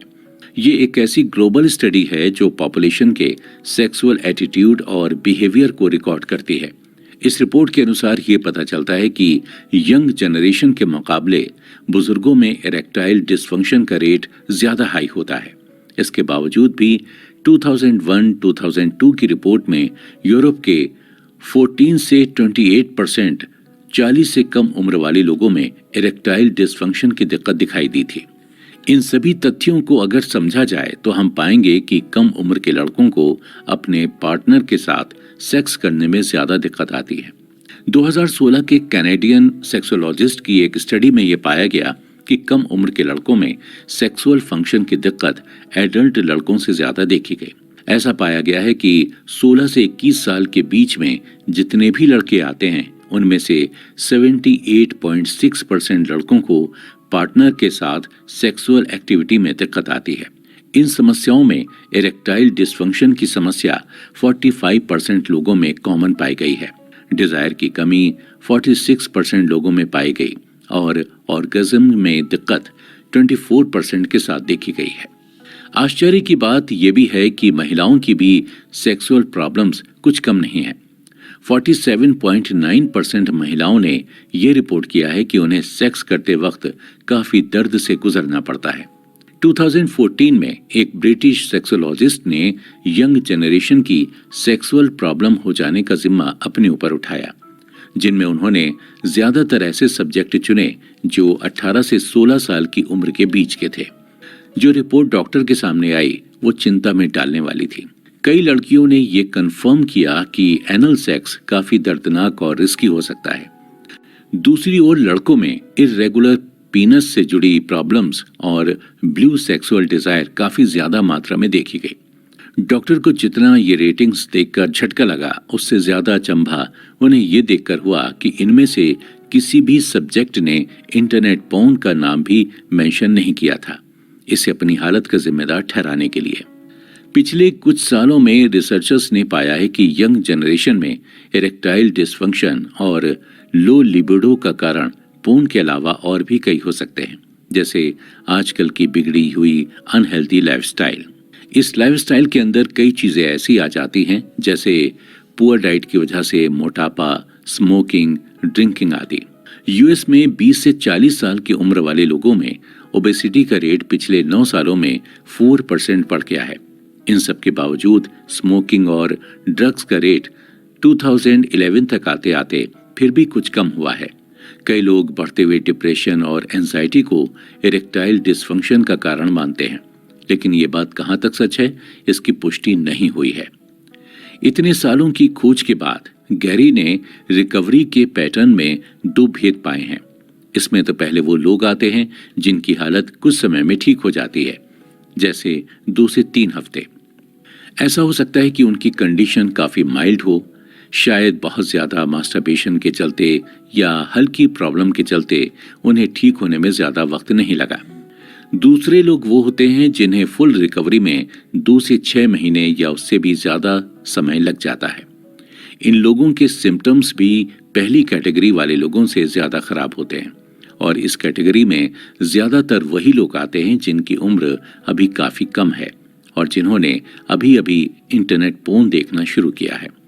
जो लोग इनसे एज में थोड़े बड़े थे उन्होंने अपने सेक्स की शुरुआत ज्यादातर टीवी, मूवी, मैगजीन या इमेजिनेशन से की थी, इसलिए उनकी रिकवरी जल्दी और काफी अच्छे तरीके से होती थी। ऐसे ही एक 30 साल के यूजर ने अपना एक्सपीरियंस शेयर करते हुए बताया कि रिकवरी के बाद उसकी सेक्स लाइफ इतनी ज्यादा बेहतर हो गई है कि उसे खुद विश्वास नहीं होता है कि वो एक समय में इरेक्टाइल डिसफंक्शन और पोर्न एडिक्शंस में फंस गया था। एक लड़की ने भी अपना अनुभव शेयर करते हुए बताया कि एक लड़की के लिए पोर्न रिलेटेड समस्या स्पॉट करना मुश्किल होता है। वो बताती है कि उनके अंदर डिजायर तो हो जाता है, लेकिन अराउजल या कोई प्लेजर की भावना नहीं आती है। उन्हें लोअर एब्डोमेन में कोई वाइब्रेशन भी महसूस नहीं होता है। इन्होंने भी बहुत कम उम्र में ही प्री मैच्योर ऑर्गेज्म समस्या भोगी थी, लेकिन रिकवरी के बाद से अब उनकी सारी प्रॉब्लम्स जड़ से साफ हो गई हैं। आने वाले एपिसोड्स में दोस्तों हम देखेंगे कि कैसे पोर्न देखने की आदत इंसान को काफी कम उम्र से या टीन एज से ही लग सकती है और इससे क्या क्या परेशानियां या नई नई सिचुएशंस रिसर्चर्स के सामने आकर खड़ी हो जाती हैं। Premature sexual problems. कम उम्र में सेक्सुअल प्रॉब्लम्स या इरेक्टाइल डिसफंक्शन की समस्या समझना आसान बात नहीं है। इन समस्याओं में से एक है प्री मैच्योर इजैकुलेशन। इजैकुलेशन का मतलब होता है सीमेन रिलीज करना। ऐसा देखा गया है कि कई लोग अपने ब्रेन को इस तरह से ट्रेन करते हैं ताकि इजैकुलेशन जल्द हो जाए। जो लोग बहुत यंग एज में पोर्न देखना शुरू करते हैं उनमें प्री मैच्योर इजैकुलेशन की समस्या ज्यादा दिखाई देती है, क्योंकि कम उम्र में इंसान को हमेशा डर बना रहता है कि कोई उसे ये सब करता पकड़ ना ले, इसलिए वो जल्द से जल्द क्लाइमैक्स तक पहुंचना चाहता है। कभी कभी तो पोर्न इतना ज्यादा ब्रेन को ट्रिगर करता है कि इजैकुलेशन अपने आप ही हो जाता है। हमें ये समझना होगा कि हमारा दिमाग इलास्टिक की तरह है। हम उसे जाने अनजाने हर वक्त ट्रेन करते रहते हैं। इतनी सारी केस स्टडीज करने के बाद ये तो साफ है कि इंटरनेट पोर्न इंसान को एक जेनर से दूसरे जेनर के पोर्न और कभी कभी इंटरनेट की ऐसी अंधेरी जगहों पर लाकर खड़ा कर देता है जहां उसे खुद पहुंचकर डिस्टर्ब फील होने लगता है। सोचने की बात यह है कि मानसिकता को ट्रिगर कौन करता है। हो सकता है कि इसका कारण बोरियत या इंसान की आदतें हों। टीनेजर्स अपनी जिंदगी में हमेशा थ्रिल ढूंढते रहते हैं और जल्दी बोर हो जाते हैं। जितनी चीजें उनके लिए अनकॉमन होंगी उनको उससे उतना ज्यादा प्लेजर मिलेगा। यंग जनरेशन में इजीली बोर होने की समस्या इतनी ज्यादा बढ़ गई कि इसका असर पोर्न पर भी दिखने लगा। लोग एक हाथ से मास्टरबेशन करते वक्त भी दूसरे हाथ से वीडियोस बदलते रहते हैं। एक इंटरनेट स्टडी में देखा गया कि लोगों को नॉर्मल पोर्न से ज्यादा एक्सट्रीम पोर्न में ज्यादा रुचि है। लोग पोर्न देखने की शुरुआत वायलेंट या ज्यादा वैरायटी से नहीं करते हैं, लेकिन जैसे जैसे उनके अंदर एडिक्शन बढ़ता जाता है उनकी पसंद भी बदलती और बढ़ती जाती है। कभी कभी ये ऑनलाइन पोर्न इतने ज्यादा एक्सट्रीम हो जाते हैं कि इसमें दिखाए गए रेप के केस से भी यूजर को फर्क नहीं पड़ता है। इस बदलते टेस्ट का एक कारण हो सकता है और वो है अपने टॉलरेंस को टेस्ट करना। कई लोगों को तो ये भी लगता है कि जिस तरह का पोर्न उनके अंदर अराउजल की भावना पैदा करता है वही उनके टेस्ट के हिसाब से सबसे परफेक्ट है। लेकिन आजकल के लगातार बदलते टेस्ट में इस चीज को मानना थोड़ा मुश्किल है। सबसे गलत बात जो इंटरनेट पर आज की डेट में फैली हुई है वो ये है कि इंटरनेट पोर्न देखने से लोगों को अपनी सेक्सुअलिटी के बारे में समझने में, उसे और पहचानने में मदद मिलती है। कई यंगस्टर्स इसी फेक सेक्सुअलिटी की खोज में हॉटेस्ट मटेरियल इंटरनेट पर ढूंढते रहते हैं। उन्हें ये सिंपल सी बात समझ में नहीं आती कि सिर्फ एक इरेक्शन से उन्हें उनकी सेक्सुअलिटी का पता ही नहीं चल सकता। अगर लोगों को हॉट कंटेंट भेजते वक्त एक सडन अराउजल आता है या उनके अंदर पल्स ज्यादा स्पीड से चलने लगती है तो इसका मतलब सिर्फ ये है कि आपकी बॉडी सिर्फ हॉट स्टफ को देखकर रिएक्ट कर रही है। इसका उनके सेक्सुअल अट्रैक्शन से कोई लेना देना नहीं है। ध्यान देने वाली बात यह है कि सेक्सुअल इंटरेस्ट इंटरनेट की दुनिया में चेंजेबल है। यंग जनरेशन पोर्न देखते वक्त इतना कंटेंट बदलते रहते हैं कि कभी कभार उन्हें और चीजें भी सेटिस्फाइंग लगती हैं। एक यूजर ने अपनी कहानी शेयर करते हुए बताया कि वो वैसे तो गे है, लेकिन पोर्न देखते वक्त उनका इंटरेस्ट कभी कभार लड़कियों पर भी आ जाता है। 2016 की स्टडी के मुताबिक ये पाया गया कि मर्दों का पोर्न के टाइप को लेकर इनकंसिस्टेंट होना आम बात हो गई है। वो लोग किसी भी तरह का पोर्न देख लेते हैं। रिपोर्ट में ये बात सामने आई है कि 20.7% हेट्रोसेक्सुअल आदमी भी गे कंटेंट देखते हैं और 55% गे आइडेंटिटी वाले लोग हेट्रोसेक्सुअल पोर्न भी देखना पसंद करते हैं। लेकिन लोगों को सेक्स ओरिएंटेड पोर्न के बारे में ये पता होना चाहिए कि इसका बहुत बुरा असर इंसान की सेक्सुअलिटी पर पड़ सकता है। कई बार ऐसे कंटेंट्स ज्यादा कंज्यूम करने की वजह से इंसान एसओसीडी से जूझ सकता है। एसओसीडी का मतलब है sexual orientation obsessive compulsive disorder. इसके तहत इंसान अपनी सेक्सुअलिटी को लेकर बहुत एंग्जियस रहने लगता है। इस तरह के पोर्न सिर्फ हेट्रोसेक्सुअल्स को ही अपनी सेक्सुअलिटी के प्रति एंग्जियस नहीं बनाते, बल्कि सभी तरह की सेक्सुअलिटी इसमें शामिल है। किसी भी तरह का एसओसीडी एक सीरियस मेडिकल कंडीशन है। अगर आपको इसके सिम्टम्स दिखाई दे रहे हैं तो आपको जल्द से जल्द प्रोफेशनल हेल्थ केयर की मदद लेनी चाहिए। 2010 की जापानीज टाइम्स की रिपोर्ट के अनुसार यंग जापानीज लड़के सेक्स से अपना इंटरेस्ट खो रहे हैं। इस रिपोर्ट में देखा गया कि 16 से 19 साल के लड़कों में 36% लड़कों को सेक्स में कोई रुचि नहीं है। 20 से 24 साल के आदमियों में भी यही सामने आया। इनमें भी कुल 21% लोगों की रुचि कम होती दिख रही है। पर इस दौर में जापान अकेला नहीं है। फ्रांस में 2008 के सर्वे के हिसाब से 18 से 24 साल के आदमियों में 20% आदमियों को सेक्स में कोई इंटरेस्ट नहीं है। तो क्या इसका दोष पूरी तरह से पोर्न को दिया जा सकता है? 2015 की रिपोर्ट के मुताबिक यूएस के हाई स्कूल स्टूडेंट्स के बीच में सेक्सुअल एक्टिविटी 38% से गिरकर 30% पर आ गई है। रिसर्चर्स का मानना है कि सारा दिन कंप्यूटर स्क्रीन के सामने बिताने से और इजीली पोर्न का एक्सेस होने की वजह से सभी का ये हाल हुआ है। 2016 के सर्वे के अनुसार यंग लड़के सिर्फ और सिर्फ पोर्न का ही इस्तेमाल करते हैं अपने आप को अराउज रखने के लिए। 2017 की रिसर्च से पता चला है कि कई लोग ज्यादा एक्साइटमेंट के लिए असल सेक्स से ज्यादा पोर्न प्रेफर करते हैं। इन सभी डेटा से ये तो पता चल रहा है कि कैसे हमारी यंग जनरेशन के ऊपर इसका इतना खराब असर पड़ा है कि वो अपने आप को मेंटली और फिजिकली हार्म करने पर तुले हुए हैं। दोस्तों, अगले एपिसोड में हम देखेंगे कि कैसे पोर्न की वजह से लोग अपने रियल पार्टनर के प्रति आकर्षण खोते जा रहे हैं और इससे क्या क्या चैलेंजेस का सामना उन्हें करना पड़ रहा है। रिश्तों पर असर, क्या मैं असेक्सुअल हूं? इस तरीके का सवाल ऑनलाइन फोरम में अक्सर पूछा जाता है। अक्सर देखा गया है कि ऐसे लोग पोर्न देखते वक्त तो मास्टरबेट कर सकते हैं, लेकिन बिना पोर्न के नहीं। एक यूजर ने अपना एक्सपीरियंस शेयर करते हुए बताया है कि 15 साल की उम्र तक उसमें सेक्स का जोश बहुत था, लेकिन एक बार पोर्न देखना शुरू करने के बाद से ही वो अपने आप को लड़कियों से दूर रखने लगा था। इसी वजह से उसे काफी लंबे समय तक ऐसा लगने लगा था कि वो असेक्सुअल बन गया है, लेकिन सही इलाज मिलने के बाद से वो अब ठीक है। पोर्न की वजह से सिर्फ इंसान की सेहत ही नहीं बल्कि आपसी संबंध भी बिगड़ते जा रहे हैं। इसका सीधा संबंध विज्ञान से है।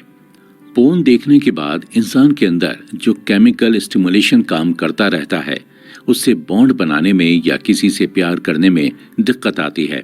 इंटरनेट पोर्न ब्रेन को इस कदर हाईजैक कर लेता है कि इंसान रिश्ता बनाना भूलकर पूरी तरह से बाकी जानवरों की तरह सिर्फ सेक्स करने के लिए ट्रेन हो जाता है। रिसर्चर्स ने ये तक पता लगाया है कि काफी ज्यादा स्टिमुलेशन प्रोड्यूस होने की वजह से इंसान के बीच का बॉन्ड कमजोर होने लगता है। 2007 की स्टडी के मुताबिक अगर एक आदमी कई आकर्षक लड़कियों की फोटो रोज देखे तो उसके अंदर उसके लिए पार्टनर के प्रति एक बोरियत आने लगती है। वो आदमी फिर अपने पार्टनर को हर स्किल में नीचे रखने लगता है, चाहे वो अट्रैक्शन में हो या इंटेलिजेंस में। पोर्न कंजम्पशन की वजह से ही लोग अपने पार्टनर को अप्रिशिएट करना भूल जाते हैं। 70 से भी ज्यादा स्टडीज में यह पाया गया है कि पोर्न की वजह से कपल्स के बीच सेक्सुअल प्रॉब्लम्स दिखाई देती हैं, जैसे अराउजल की कमी, सेक्स में गिरावट, रिलेशनशिप सेटिस्फेक्शन में गिरावट। ये चीज मर्दों में ज्यादा देखी जाती है। जैसे ही एक आदमी अपने आप को पोर्न से दूर ले जाने लगता है, उसके अंदर बाकी लोगों से, सोसाइटी से जुड़ने की एक आशा तैयार होती है। धीरे धीरे उसका सेल्फ एस्टीम, उसका सेंस ऑफ ह्यूमर, उसके आई कांटेक्ट करने की एबिलिटी ठीक होने लगती है। कई लोगों के लिए ये बदलाव कई महीनों का समय ले लेता है, लेकिन कई लोगों के लिए ये चेंज इतना जल्दी होता है कि उन्हें खुद भी यकीन नहीं आता। साइकोलॉजिस्ट फिलिप जिम्बर्दो के famous Ted talk the demise of guys में उन्होंने कहा था कि अराउजल, एडिक्शन जैसे पोर्न, वीडियो गेम आदि एक मेजर फैक्टर हैं लोगों के अंदर सोशल ऑकवर्डनेस और एंजाइटी भरने के लिए। इनकी थ्योरी के हिसाब से ज्यादा स्क्रीन के सामने बिताने से इंसान के अंदर नॉर्मल सोशल स्किल्स का विकास नहीं हो पाता है। जो लोग अपने दिल और दिमाग से पोर्न को हटाने में कामयाब हो जाते हैं, वो अपनी जिंदगी में नेचुरल रिवॉर्ड्स जैसी दोस्ती और पार्टनरशिप को वापस ले आते हैं। एक यूजर जो कुछ ही महीने पहले अपनी पोर्न एडिक्शन से ठीक हुआ है, अपना एक्सपीरियंस शेयर करते हुए बताता है कि आजकल लोग उसकी काफी तारीफ करते हैं और उसे अच्छा स्पीकर और मोटिवेटर भी मानते हैं। कई लोग जो अपने दिमाग को फिर से रिबूट करने में सफल हो जाते हैं, उन्हें अपने दिमाग में कई इम्प्रूवमेंट नजर आते हैं, जैसे क्लियर थिंकिंग, फोकस करने में आसानी, मेमोरी में इम्प्रूवमेंट आदि। इसका उल्टा रिसर्चर्स ने पोर्न की वजह से लोगों में परफॉर्मेंस की कमी, कंसंट्रेशन की कमी और एकेडमी परफॉर्मेंस में गिरावट की दिक्कतें देखी हैं। अगर कोई इंसान बिना एडिक्शन के भी पोर्न देखता है, तब भी उसके दिमाग का एक ग्रे हिस्सा सिकुड़ता हुआ पाया गया है। कई सालों की खोज के बाद वैज्ञानिकों ने यह भी पता लगाया कि डिप्रेशन की वजह से इंसान के अंदर की शक्ति में, मोटिवेशन में गिरावट आती है। आज के समय में दर्जनों रिपोर्ट हमारे सामने प्रमाण के रूप में मौजूद हैं कि पोर्न देखने से इंसान भारी डिप्रेशन का शिकार हो जाता है। पोर्न देखने से इंसान के अंदर नर्सिसिज्म, साइकोटिसिज्म, स्ट्रेस और पैरानॉइड थिंकिंग जैसी मानसिक दिक्कतें देखी गई हैं। जानवरों की तुलना में इंसान के बीच संबंध बनाना ज्यादा कॉम्प्लेक्स साबित होता है, लेकिन जानवरों की तुलना में इंसानों के अंदर लॉन्ग टर्म बॉन्ड बनाने की खासियत ज्यादा होती है। इसका एक साइंटिफिक नाम है कूलिज इफेक्ट। इस इफेक्ट का नाम भी इसे यूएस के प्रेसिडेंट कैल्विन कूलिज से मिला था। इस नाम के पीछे एक मजेदार कहानी भी है। एक बार मिस्टर प्रेसिडेंट और उनकी पत्नी एक फार्म में घूमने के लिए गए थे। प्रेसिडेंट को कुछ समय के लिए अपनी बीवी को फार्म में रखकर दूसरे काम के लिए जाना पड़ा। उस वक्त उस फार्म का मालिक मिसेस कोलिज को अपना मुर्गा काफी शान से दिखा रहा था। उसने मिसेस कोलिज को बताया कि इस मुर्गे के अंदर इतना स्टेमिना है कि वो सारा दिन, सारी रात मुर्गियों के साथ सेक्सुअल इंटरकोर्स कर सकता है। मिसेस कोलिज ने यह बात सुनते ही फार्मर को यह बात प्रेसिडेंट को सुनाने को कही। प्रेसिडेंट ने जैसे ही ये कहानी फार्मर के मुंह से सुनी, उन्होंने एक सवाल पूछा, क्या मुर्गी हर बार सेम ही रहती है? फार्मर ने इसका जवाब ना में दिया। ये जवाब सुनते ही प्रेसिडेंट ने फार्मर से ये जवाब मिसेस कोलिज को सुनाने को कहा। इस थ्योरी के मुताबिक आप जितनी बार भी एक मेल के सामने नई फीमेल लाते जाएंगे, वो उतनी बार ही उसे फर्टाइल करने के लिए तैयार हो जाएगा। वैसे तो ये सिम्टम्स ज्यादातर जानवरों में ही देखा जाता है, लेकिन इंसानों में भी इसके थोड़े बहुत अंश मिलते हैं। दोस्तों, अगले एपिसोड में हम कुछ ऐसे केमिकल्स के बारे में जानेंगे जो इंसान के अंदर प्लेजर और एक्साइटमेंट की भावना जगाने के लिए जिम्मेदार हैं। हम ये भी जानेंगे कि कैसे ये केमिकल्स इंसानों के दिमाग पर पहले असर करते थे और पोर्न आने के बाद से इनका असर इंसान के दिमाग पर कैसा पड़ता है। डोपामाइन का काम। इंसान के प्रिमिटिव ब्रेन की बनावट कुछ इस तरह है कि वो हमारे इमोशन, इम्पल्स और हमारे सबकॉन्शियस डिसीजन लेने की शक्ति का संचालन करता है। यह सिस्टम इतनी स्मूथली काम करता है कि हजारों साल के इवोल्यूशन के बाद भी इसमें किसी तरह की भी फेरबदल की जरूरत महसूस नहीं हुई। सेक्स करने के लिए भी जिस डिजायर और मोटिवेशन की जरूरत पड़ती है, उसकी उत्पत्ति भी एक न्यूरोकेमिकल से होती है, जिसे डोपामाइन कहते हैं। डोपामाइन का काम ही है इंसान के प्रिमिटिव ब्रेन के उस हिस्से को चार्ज करना जिसे रिकॉर्ड सर्किटरी भी कहते हैं। ये दिमाग का वो हिस्सा है जहां से इंसान क्रेविंग और प्लेजर को फील करता है और इसके बाद ही उसमें एडिक्शन पैदा होता है। किसी भी इंसान के प्रायोरिटी लिस्ट में सबसे जरूरी 5 चीजें होती हैं: खाना, दोस्ती, प्यार, सेक्स और नयापन। इन्हें नेचुरल रिवॉर्ड्स भी कहा जाता है। डोपामाइन का काम ही है आपको उन चीजों के लिए मोटिवेट करना जो आपके जीनस को भविष्य में काम दे सके। डोपामाइन का रिलीज जितना ज्यादा होगा उतना ही आपको उस चीज को पाने की इच्छा होगी और डोपामाइन का रिलीज जितना कम होगा उतना ही आप उस चीज को इग्नोर करेंगे। डोपामाइन आपके दिमाग का स्ट्रक्चर चेंज करने का भी काम करता है ताकि आपको याद रह सके कि कौन सी चीज से आपको ज्यादा प्लेजर मिल रहा है। आपको जानकर हैरानी होगी लेकिन सेक्सुअल स्टिमुलेशन और ऑर्गेज्म हमारे ब्रेन में डोपामाइन का सबसे बड़ा धमाका माना जाता है। डोपामाइन को प्लेजर मॉलिक्यूल भी बोला जाता है, लेकिन इसका काम सिर्फ प्लेजर अनुभव कराना ही नहीं बल्कि उसे तलाश करना भी है। इसलिए हमारे शरीर में डोपामाइन किसी चीज को पाने के इंतजार के साथ बढ़ता जाता है। जब हमारे हाथ में हमारा फाइनल रिवॉर्ड आता है या जब हमें प्लेजर फील होता है उस वक्त एंडोजिनस ओपियोइड्स रिलीज होता है। ये एक ऐसा केमिकल है जो ब्रेन के रिसेप्टर के साथ रिवॉर्ड सर्किट को बांध के रखता है। इसलिए प्लेजर की समाप्ति हमेशा इसके रिलीज से ही होती है। साइकोलॉजिस्ट सुसेन विंशेंक के मुताबिक डोपामाइन इंसान के अंदर डिजायर, वांट, सीक आउट और सर्च की भावना को जगाता है। डोपामाइन इसलिए भी ओपियोइड से ज्यादा स्ट्रांग होता है। अगर आसान शब्दों में समझें तो डोपामाइन जरूरत है और ओपियोइड पसंद है। एडिक्शन की यही एक खास बात है कि एडिक्ट्स को जरूरत की चाह ज्यादा होती है और पसंद की कम। इन सब के बावजूद डोपामाइन को हर वक्त कुछ नया चाहिए होता है, चाहे वो नई गाड़ी हो, नई फिल्म हो या कुछ भी नया।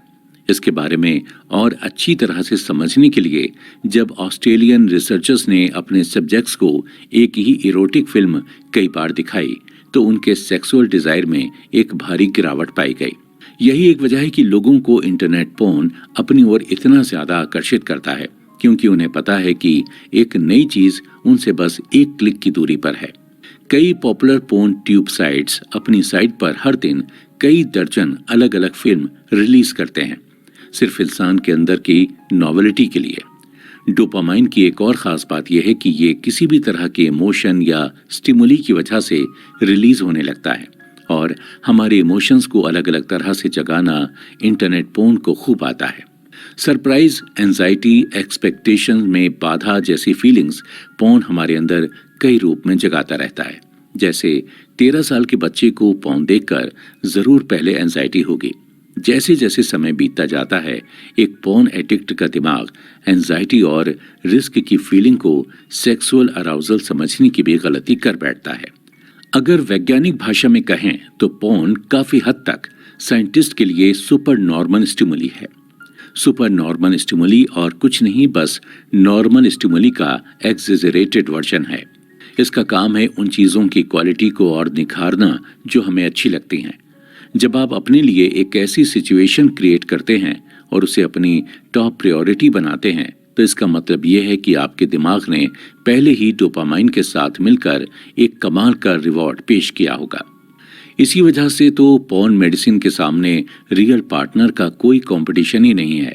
आजकल के इंटरनेट पोर्न में भी सुपर नेचुरल स्टिमुलेशन का जोरदार कॉम्बिनेशन मिलता है, जिसकी वजह से यूजर असल पार्टनर के साथ रिलेशन बनाने से पहले ही इसे कंज्यूम करना प्रेफर करते हैं।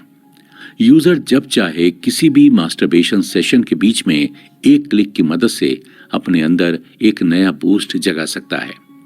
इंटरनेट पोर्न में ऐसी कई अनरियलिस्टिक चीजें ऐसी स्टिमुलेशन को जगाने के लिए दिखाई जाती हैं, जैसे डबल या triple penetration, artificially enhanced breasts, gang bang और भी ऐसी कई दर्दनाक चीजें। नोहा चर्च ने अपनी रचना एडिक्टेड टू इंटरनेट पोर्न में भी ये बताया है कि ऐसा नहीं है कि उन्हें रियल सेक्स पसंद नहीं है, बस बात यह है कि रियल सेक्स पोर्नोग्राफी के मुकाबले काफी कंफ्यूजिंग और मुश्किल होता है। आज के दिनों में सुपर नॉर्मल स्टिमुलेशन का जैसे कोई अंत नहीं है। इसे बढ़ावा देने के लिए इंटरनेट पोर्न के साथ साथ sex toys, virtual reality game और भी कई चीजें आ गई हैं। सच कहें तो सिर्फ पोर्न ही नहीं, लेकिन हमारे आसपास की सारी चीजें सुपर नॉर्मल स्टिमुलस से भरी पड़ी हैं। फिर चाहे वो खाना ही क्यों ना हो, हम आए दिन कितनी ही बेकार की चीजें जैसे कोल्ड ड्रिंक या एक बैग भर के चिप्स बिना कुछ सोचे समझे खा लेते हैं। उसी तरह पोर्न एडिक्ट्स भी कई कई घंटे पोर्न गैलरी में सही वीडियो ढूंढने में निकाल देते हैं। स्ट्रीमिंग ट्यूब साइट के आने के बाद से लोग अपने डोपामाइन को फिंगर टिप्स पर रखकर भी कंट्रोल कर सकते हैं। लेकिन लोगों को एक बात जान लेनी चाहिए कि पोर्न सुपर नॉर्मल स्टिमुलेशन के साथ साथ बहुत अलग किस्म के रिस्क भी लेकर आता है। पहली बात तो पोर्न आजकल 24 घंटे फ्री और प्राइवेट तरीके से लोगों के पास उपलब्ध रहता है और ज्यादातर यूजर्स पोर्न देखना अपनी प्यूबर्टी में ही शुरू करते हैं। प्यूबर्टी एक ऐसा समय माना जाता है जब इंसान का दिमाग डोपामाइन सेंसिटिविटी, एडिक्शन और सेक्सुअल प्लेजर को लेकर बहुत सेंसिटिव होता है। सबसे भयंकर सिचुएशन इन्हीं भावनाओं से उत्पन्न होती है, क्योंकि जब एक इंसान की भूख मिट जाती है तब उसे पता होता है कि उसके अंदर और खाना नहीं अटेगा। लेकिन पोर्न कंजप्शन की कोई फिजिकल लिमिट नहीं होती है। आप घंटों बैठकर इसे देख सकते हैं और आपको पता भी नहीं चलेगा कि आपके साथ क्या हो रहा है। पोर्न घंटों तक देखना मतलब मानो अपने आप को एक प्रॉमिस करना होता है इंस्टेंट प्लेजर देने का। लेकिन लोग भूल जाते हैं कि डोपामाइन का काम सिर्फ सेटिस्फेक्शन देना नहीं है, उसका काम है सेटिस्फेक्शन की चीज को ढूंढते रहना। पोर्न के अलावा ऐसी और कौन कौन सी चीजें हैं जिनसे इंसान एडिक्ट हो सकता है, और पोर्न को इन सभी से ज्यादा खतरनाक एडिक्शन क्यों माना जाता है, ये जानने के लिए हम बढ़ते हैं अगले एपिसोड की ओर। ब्रेन का फंक्शन। कई रिसर्चेस के बाद पता चला है कि मेथाम्फेटामाइन या कोकीन इंसान के दिमाग में उसी तरीके का प्लेजर रिवॉर्ड्स भेजता है जैसा प्लेजर सेक्स करने के बाद महसूस होता है। कुछ नए रिसर्चर्स को ये तक पता चला है कि सेक्स के साथ इजेकुलेशन की वजह से हमारे दिमाग के रिवॉर्ड सर्किट में डोपामाइन पंप करने वाला सेल धीरे धीरे सूखने लगता है। यही सेम चीज ड्रग एडिक्शन के साथ भी होती है। एक रेट स्टडी के दौरान ये पता चला है कि सेक्सुअल अराउजल से कितनी मात्रा में डोपामाइन रिलीज होता है, उतनी ही मात्रा में लोगों के निकोटीन और मॉर्फिन लेने से भी होता है। सेक्स और ड्रग्स के इस्तेमाल से इंसान के अंदर डेल्टा फॉस बी नामक एक प्रोटीन जमा होने लगता है, जिसका काम है उन जीनस को एक्टिवेट करना जिनका ताल्लुक एडिक्शन के साथ है। इंसान के अंदर डेल्टा फॉस बी का लेवल बढ़ जाने से इंसान का दिमाग हमेशा उस चीज के लिए क्रेव करता रहता है। इन हार्मोन्स के अलावा भी ऐसे कई टेम्परेरी हार्मोनल चेंजेस ऑर्गेज्म के वक्त इंसान के शरीर में होते हैं, जैसे ब्रेन के एंड्रोजन रिसेप्टर्स का कम होना, प्रोलैक्टिन का बढ़ना, एस्ट्रोजन रिसेप्टर का बढ़ना आदि। ये सभी टेम्परेरी हार्मोन इंसान के अंदर चिप्स खाने के प्लेजर और ऑर्गेज्म के प्लेजर को अलग रखने का काम करते हैं। पोर्न और ड्रग्स के बीच इतनी समानता होने के बाद भी लोगों का इन दोनों चीजों को देखने का नजरिया बहुत अलग है। जो लोग ड्रग्स एडिक्ट होते हैं उन लोगों का दिमाग पोर्न के लिए भी वैसे ही काम करता है, लेकिन पोर्न एडिक्शन के केस में ऐसा नहीं होता है। कई लोग ये थ्योरी देते हैं कि जिस तरह से सेक्स डोपामाइन रिलीज करता है उसी तरह ड्रग्स और वीडियो गेम भी करते हैं। लेकिन ये बात समझने वाली है कि जरूरी नहीं कि बच्चे वीडियो गेम खेलकर खून खराबा करना ही सीखें। लेकिन जब टीनेजर्स असल इंसानों को सेक्स करते देखते हैं, वो भी ऐसी अवस्था में जब उनका दिमाग इन सब चीजों के लिए पूरी तरह मैच्योर नहीं होता है, तो उनके ब्रेन की हालत बिगड़ती हुई दिखती है। भले ही अल्कोहल, कोकीन या गेम से इंसान के दिमाग में रिवॉर्ड का अनुभव होता है, लेकिन ये सभी अनुभव इंटरनेट पोर्न के सामने कुछ भी नहीं है। ऑनलाइन प्लेटफॉर्म एक ऐसी जगह बन गया है जहां लोग रिलेशनशिप स्टैब्लिश करने भी जाते हैं, लेकिन इस मीटिंग के प्रोसेस में काफी समय लगता है, जबकि पोर्न आपके लिए ये काम चुटकियों में कर देता है। लेकिन सोचने वाली बात यह है कि जब आपके ब्रेन को सुपर स्टिमुलेशन रिमोट का अनलिमिटेड एक्सेस होगा तो वो कैसे बिहेव करेगा। जाहिर सी बात है ब्रेन ऐसी सिचुएशन को अडॉप्ट तो कर लेगा, लेकिन अच्छे इंटेंशन से नहीं। पहले पहले तो पोर्न देखते वक्त मास्टरबेट करने से आपका दिमाग आपको सेटिस्फेक्शन के साथ साथ सेक्सुअल टेंशन और रिग्रेट्स भी देगा। लेकिन जब आपके दिमाग में ओवर स्टिमुलेशन की भावना तैयार होने लगेगी, तब आपका ब्रेन आपके अगेंस्ट काम करने लगेगा।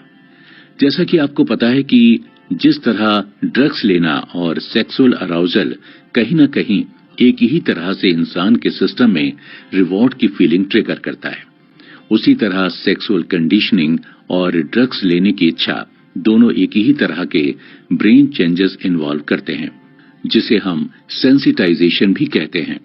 अगर सरल भाषा में समझें तो डोपामाइन के रिलीज से जो स्पार्क निकलता है वो न्यूरोकेमिकल रिलीज इवेंट्स को मोशन में लाकर खड़ा कर देता है, जिससे इंसान के अंदर सेंसिटाइजेशन क्रिएट होता है। लेकिन जो मॉलिक्यूल असल में सेंसिटाइजेशन प्रोड्यूस करते हैं वो है प्रोटीन डेल्टा फॉस बी, और डेल्टा फॉस बी को ट्रिगर डोपामाइन ही करता है। डेल्टा फॉस बी को साइंटिस्ट ट्रांसक्रिप्शन फैक्टर भी कहते हैं। सेंसिटाइजेशन असल में न्यूरोलॉजिकल प्रिंसिपल्स के ऊपर बेस्ड है। ब्रेन का काम ही है सेक्सुअल एक्साइटमेंट वाले नर्व सेल्स को उन नर्व सेल्स के साथ जोड़ना जो यादें स्टोर करके रखती हैं, ऐसी यादें जिनमें आपको एक्साइटमेंट इमोशन फील हुए हैं। इंसान जितना ज्यादा एक्शन को रिपीट करता जाएगा उतना ही मजबूत ये सेल कनेक्शन आपस में होते रहेंगे। एडिक्शन एक्सपर्ट्स के मुताबिक ये यादें जो कि नर्व कनेक्शन में स्टोर्ड हैं उन्हें क्यूज या ट्रिगर्स कहते हैं। एवोल्यूशन के दौरान लोग एक भी अपॉर्चुनिटी अपने फेवर में मिस किए बगैर इन क्यूज को पहचान लेते थे। इसे अगर आसान भाषा में समझें तो एक शराबी के लिए दारू के ठेके पर जाकर शराब को सूंघना उसका क्यू होगा। ये सारी चीजें इंसान के साथ अनकॉन्शियसली होती हैं। उस मोमेंट पर सिर्फ इतना पता होता है कि उसे पोर्न देखना है, फिर चाहे ये उसके लिए मरने जीने का सवाल ही क्यों ना हो। ऑनलाइन पोर्न कई बार टीनेजर्स के दिमाग में कई गलत बातें डाल देता है। जैसे एक यूजर ने बताया था कि टीनेज की उम्र में उसे हमेशा यही लगता रहा कि जब लड़के लड़कियों के चेहरे पर इजेकुलेट करते हैं तो उन्हें बहुत अच्छा लगता है। शायद यही मिसकंसेप्शन उसे भी अराउज होने पर मजबूर कर रहा हो। 2004 के एक स्वीडिश रिसर्चर ने यह बताया कि स्वीडन के 99% यंग लड़कों ने काफी कम उम्र से पोर्न कंज्यूम करना शुरू किया है और उन्हें लगता है कि इसका इम्पैक्ट उनके सेक्सुअल बिहेवियर पर पड़ा है। लेकिन सवाल यह है कि आखिर टीन्स के दिमाग को कैसे पता चलता है कि उन्हें किस टाइप के पोर्न में इंटरेस्ट है। ऐसा देखा गया है कि इवोल्यूशन का एक हिस्सा 24 की उम्र तक ये जानना भी होता है कि सेक्स क्या है, चाहे इस जवाब की खोज उसे कॉन्शियसली या अनकॉन्शियसली ही क्यों ना करनी पड़े। इसे अचीव करने के लिए हमारा एडोलिसेंट ब्रेन हमारे आसपास मौजूद सेक्सुअल क्यूज के साथ अपने आप को जोड़ता है। कम उम्र के बच्चों का दिमाग यंग एडल्ट्स की तुलना में काफी स्ट्रांगली वेयर्ड होता है ताकि वो एक्सपीरियंस और अराउजल की स्थिति को जल्दी से जल्दी कैच कर सके। यही वो समय होता है जब टीन का दिमाग रिवॉर्ड पाने के लिए बहुत वल्नरेबल स्थिति में होता है। 2014 की कैम्ब्रिज स्टडी में पता चला कि एक एडोलसेंट का दिमाग उसी चीज को सेक्स समझता है जो उसके अंदर ज्यादा सेक्सुअल अराउजल क्रिएट करता है। जानवरों की और इंसानों की सेक्सुअल प्रेफरेंस और अट्रैक्शन में काफी फर्क होता है। जानवर तो ज्यादातर फल और नट्स की खुशबू, स्किन के टेक्सचर से या सेम सेक्स वाले पार्टनर को देखकर भी अराउज हो जाते हैं, लेकिन इंसान का दिमाग अराउज होने के लिए अपने हिसाब से क्यूज बनाने में भी लग जाता है। इस चीज की पुष्टि करने के लिए 3 स्टडीज भी की गई थी। ये स्टडीज थी ब्रेन स्कैन स्टडीज, जिसे हम MRI भी कह सकते हैं। स्टडी के दौरान पोर्न देखने वाले सब्जेक्ट्स को पोर्न दिखाया जाने लगा। डॉक्टर्स उनके दिमाग की एक्टिविटीज पर नजर रख रहे थे। इस स्टडी में डॉक्टर्स चाहते थे कि वो अपने सभी सब्जेक्ट्स को पोर्न से जुड़ी इमेज दिखाने से पहले कुछ ऐसे सिंबल्स दिखाएं जिन्हें देखने से ही उनके सब्जेक्ट्स ये प्रिडिक्ट कर सकें कि ये सिंबल्स पोर्न से रिलेटेड हैं या नहीं। ये सिंबल्स थे ट्री या चेयर या केला। सरप्राइजिंगली जब भी सब्जेक्ट्स इन सिंबल्स को देखते थे तो उनके ब्रेन में कुछ सेकंड के लिए भी एक स्पार्क पैदा होता था वो इन सिंबल्स को सेक्सुअल अराउजल के साथ मानो खुद को जोड़ने लगे। ये सिंबल्स उनके लिए जैसे एक क्यू बन गया था। लोगों की जिंदगी में पोर्न के आने से पहले उसके लिए सेक्सुअल क्यूज या तो उसके पार्टनर्स या तो दूसरे लोग या आर रेटेड मूवीज हुआ करती थी। लेकिन जब से पोर्न आ गया है तब से लोग एक ही क्यू पर इस कदर अटके हुए हैं कि पोर्न अब पहले और सेक्स सेकेंडरी बन गया है। अभी तक हमने जाना कि पोर्न कैसे हमारे लिए और हमारी जनरेशन के लिए एक श्राप बनता जा रहा है। अगले एपिसोड में हम जानेंगे कि कैसे इस श्राप से हमेशा के लिए छुटकारा पाया जा सकता है। हम ये भी जानेंगे कि इसके लिए क्या क्या मेडिकेशंस की जरूरत है और किन चीजों को फॉलो करने की जरूरत है। Self control. जितने भी लोग आज तक पोर्न एडिक्शन से रिकवर हुए हैं उन्होंने कई सारे हेल्थ बेनिफिट्स तो पाए ही हैं, लेकिन उन्हें सबसे बड़ा बेनिफिट उनका खुद के ऊपर कंट्रोल फिर से वापस पाना है। अपने ऊपर कंट्रोल वापस लाने की पहली सीढ़ी है अपने ब्रेन को उन सभी आर्टिफिशियल सेक्सुअल स्टिमुलेशन से कई महीनों के लिए आराम देना और पोर्न से ध्यान हटाकर अपना सारा ध्यान असल जिंदगी पर लाना। ये जो कई महीनों का खाली समय आप अपने ब्रेन को दे रहे हैं, इसके कई फायदे भी हैं। इस खाली समय से आपके ब्रेन का रिवॉर्ड सर्किट फिर से ठीक होने लगेगा, जिससे आप हर दिन के छोटे छोटे प्लेजर्स को एंजॉय कर पाएंगे। यह आपके दिमाग की उस इंटेंसिटी को कम करेगा जो आपको पोर्न देखना ही है के लिए पागल करती रहती है। इससे आपकी विल पावर भी काफी बढ़ती है, क्योंकि जैसे ही आप पोर्न छोड़ते हैं आपके दिमाग का प्री फ्रंटल कॉर्टेक्स धीरे धीरे मजबूत होने लगता है और अंत में जाकर यह आपके स्ट्रेस लेवल को धीरे धीरे कम करने लगता है। ये जो मुझे पोर्न अभी देखना है की तलब है, इसे ठीक होने में कभी कभी महीने और कभी कभी साल भी लग जाते हैं, लेकिन धीरे धीरे प्रैक्टिस के साथ ये हमारे दिमाग में ही खत्म हो जाती है। इस प्रोसेस को रिबूटिंग भी कहा जाता है। ये एक ऐसा तरीका होता है जिससे आप ये रीडिस्कवर कर सकते हैं कि आपको पोर्न के बिना अपनी जिंदगी में क्या क्या पसंद है। इसके पीछे का आइडिया यही है कि आप अपने दिमाग में आर्टिफिशियल सेक्सुअल स्टिमुलेशन के फ्लो को पूरी तरह से बंद करके ब्रेन को फिर से रीस्टार्ट कर रहे हैं। लेकिन ध्यान देने वाली बात यह भी है कि हमारा दिमाग कोई कंप्यूटर तो है नहीं जिससे सारी यादें, सारी मेमोरी डिलीट कर देने से वो चले जाएंगे। ऐसा कभी नहीं हो सकता है कि आप अपनी सारी यादें हमेशा के लिए मिटा सकें।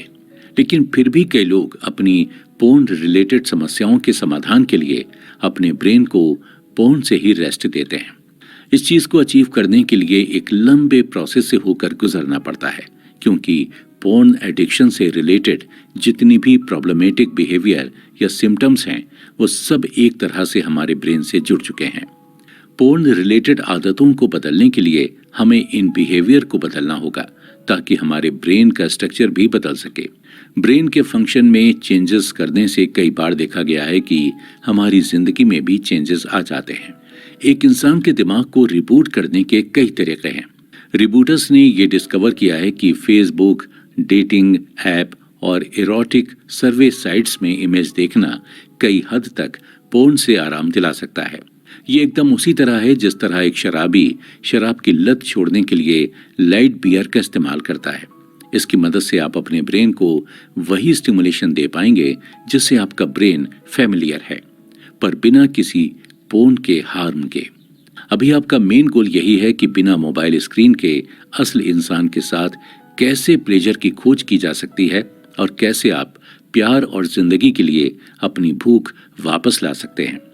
शुरुआती समय में ये रिबूटिंग का पूरा प्रोसेस काफी चैलेंजिंग महसूस हो सकता है। आपके ब्रेन को डोपामिन का टेस्ट न मिलने की वजह से वो आपकी पूरी बॉडी को पोर्न क्रेव करने के लिए फिर से ट्रिगर कर सकता है। लेकिन फ्रीडम उसी में है जब आप अपनी सेंसिटिविटी को वापस नॉर्मल पर ले आएंगे और आपका एडिक्शन कम होता जाएगा। एक यूजर ने अपना एक्सपीरियंस हमारे साथ शेयर करते हुए बताया है कि जब आप अपने ब्रेन में से किसी प्लेजर के सोर्स को हटाने की कोशिश करते हैं तो आपको बिल्कुल ऐसा फील होता है जैसे आपने जमीन से अपनी एक टांग हवा में उठा ली है। उस वक्त सारी चीजें मुश्किल और अनस्टेबल दिखाई देने लगती हैं। ब्रेन के पास उस वक्त सिर्फ दो ही ऑप्शन होते हैं, या तो वो आपको इतनी बुरी तरह से हर्ट करे कि आप मजबूर हो जाएं अपना दूसरा पैर वापस जमीन पर रखने के लिए, या फिर वो ये एक्सेप्ट कर ले कि आपके पास दूसरा पैर है ही नहीं और वो एक पैर पर ही बैलेंस बनाने की कोशिश करता रहे। ब्रेन पहले तो जी तोड़ कोशिश करेगा कि आपको फर्स्ट ऑप्शन की तरफ ही ले जा सके, लेकिन कुछ समय के बाद ये धीरे धीरे ऑप्शन 2 पर काम करने लग जाता है और साथ ही साथ ऑप्शन 1 को भी मौका देना चाहता है। लेकिन अंत में ब्रेन सक्सेसफुली बैलेंस करना सीख जाता है और ऑप्शन 1 पूरी तरह से ब्रेन से रिजेक्ट कर दिया जाता है। ध्यान देने वाली बात यह भी है कि हर इंसान का ब्रेन, उसका पास्ट और उसके सरकमस्टांसेस अलग अलग होते हैं। ऐसा कोई एक जादू मंत्र तो है नहीं जो सबके लिए काम करे। लोगों के पास सिर्फ एक ही ऑप्शन है और वो है रिकवरी के तरीके ट्राई और यूज करते रहना और देखना कौन सा उनके लिए सबसे ज्यादा सुटेबल है। कई लोग अपनी शुरुआत छोटे गोल से करते हैं, जैसे 100 दिन या 3 महीने पोर्न न देखने का एम, जिससे उन्हें अपने इनिशियल गोल तक पहुंचने में आसानी हो सके। रिबूटिंग एक इंसान के लिए एक लेबोरेटरी की तरह है, जहां अगर कोई प्लान उसके लिए रिजल्ट्स प्रोड्यूस नहीं कर पा रहा है तो उसे उस प्लान को तुरंत रिजेक्ट कर देना चाहिए। आपका कोई भी प्लान काम कर रहा है या नहीं, ये जानने के लिए आपको उसे 2 से 3 महीनों का वक्त देना पड़ेगा। एक यूजर बताते हैं कि जैसे जैसे आपको पता चलता है कि कौन सी चीज आपके लिए काम कर रही है और कैसे आपको परफेक्ट कर रही है, आपके लिए इन चेंजेस को एक्सेप्ट करना और अपनी विल पावर को बढ़ाना आसान लगने लगता है। पोर्न से अपने आप को छुटकारा दिलाने के लिए सबसे पहले तो आपको पोर्न को ही रिमूव करना पड़ेगा। आपको आपकी सभी डिवाइसेस से पोर्न को डिलीट करना पड़ेगा। ये काम थोड़ा मुश्किल हो सकता है, लेकिन इससे आपके दिमाग को एक सिग्नल पहुंचेगा कि आप अपने फैसले को लेकर कितने पॉजिटिव हैं। इसके अलावा आपको और भी कई चीजें डिलीट करने की जरूरत है, जैसे बैकअप या फिर आपका ट्रैश, आपकी ब्राउजर हिस्ट्री और वो सभी पोर्न साइटें, बुकमार्क्स को जिन्हें आपने बुकमार्क करके रखा हुआ है। कई बार आपके आसपास के सराउंडिंग भी आपके लिए क्यूज का काम करते हैं, जिससे आपका ब्रेन ट्रिगर हो सकता है। ड्रग्स एडिक्ट को तो ये तक बोला जाता है कि आप अपने उन दोस्तों, पड़ोसियों और एक्टिविटीज से भी दूर रहिए जिनसे आपका ताल्लुक एडिक्शन के दौरान हुआ था। अब ऐसा तो संभव है नहीं कि आप अपने आप को या अपनी एक्टिविटीज को ही अवॉइड करते चलें, लेकिन आप चाहें तो थोड़े बहुत चेंजेस ला सकते हैं और ऐसी कोशिशें कर सकते हैं जिससे आप पोर्न की तरफ फिर से अट्रैक्ट ना हो। जैसे आप ऐसी ऑनलाइन डिवाइस का इस्तेमाल लोकली कीजिए जो पोर्न एसोसिएटेड ना हो, या फिर आप अपने मास्टरबेशन चेयर को पूरी तरह से हटा दीजिए। कोशिश कीजिए अपने घर के फर्नीचर को थोड़ा इधर से उधर मूव करने की, ताकि आपके घर के एनवायरनमेंट में एक नयापन आए। तो दोस्तों, अगले एपिसोड में हम जानेंगे ऐसे और कई छोटी छोटी टिप्स के बारे में जो पोर्न एडिक्शन को कम करने के लिए हमारे काम आ सकती हैं। पोर्न छोड़ने की टिप्स। इस ब्रेन रिबूटिंग के सफर में ऐसे कई लोग सामने आए जिन्होंने पूरी दुनिया के साथ अपनी रिकवरी के कई किस्से और टिप्स शेयर किए हैं। एक यूजर ने बताया कि उन्होंने अपनी पोर्न एडिक्शन को छोड़ने के लिए अपना कंप्यूटर अपनी आंखों के सामने से ही हटा दिया। उन्होंने इस चीज को भी पूरी तरीके से माना कि उनकी जिंदगी में इस लैपटॉप का पोर्न देखने के अलावा और कोई काम रहा ही नहीं था। एक यूजर ने तो अपना पूरा डेस्क और बैठने की चेयर ही बदल डाली, क्योंकि उसके हिसाब से वो चेयर उसके लिए बैठने में कंफर्टेबल नहीं थी और इसलिए उस चेयर पर से वो जल्दी हट सकता था। अगर आप चाहें तो पोर्न ब्लॉकर या एड ब्लॉकर का भी इस्तेमाल कर सकते हैं। ये एक तरह से इंटरनेट की स्पीड बम्प्स के जैसा है। अगर आपने सेल्फ कंट्रोल करना शुरू किया ही है तो पोर्न ब्लॉकर आपकी काफी मदद कर सकता है। कई फ्री पोर्न ब्लॉकर साइट्स भी आपको आराम से मिल जाएंगी। पोर्न ब्लॉकर इस्तेमाल करने से पहले ये बात ध्यान में रखना बहुत जरूरी है कि अगर आप एक वीडियो गेमर हैं तो इसका इस्तेमाल थोड़ा रिस्की हो सकता है। ऐसा देखा गया है कि जो लोग वीडियो गेम से एडिक्टेड होते हैं वो इस पोर्न ब्लॉकर को भी गेम के एक ऑब्स्टिकल की तरह ही इस्तेमाल करने लगते हैं अपने रिवॉर्ड को पाने के लिए। अगर ऐसा आपके साथ होता है तो पोर्न ब्लॉकर को डिलीट कर दीजिए और दूसरे अप्रोचेस को देखिए। इन सभी रिस्क के बावजूद भी कई लोगों ने एड ब्लॉकर को अपने एडिक्शन को छुड़ाने के लिए काफी हेल्पफुल माना है। आजकल ऐसे कई ऑनलाइन फोरम्स भी मौजूद हैं जो आपके डेली प्रोग्रेस को ऑटोमेटिकली रिकॉर्ड करते जाते हैं।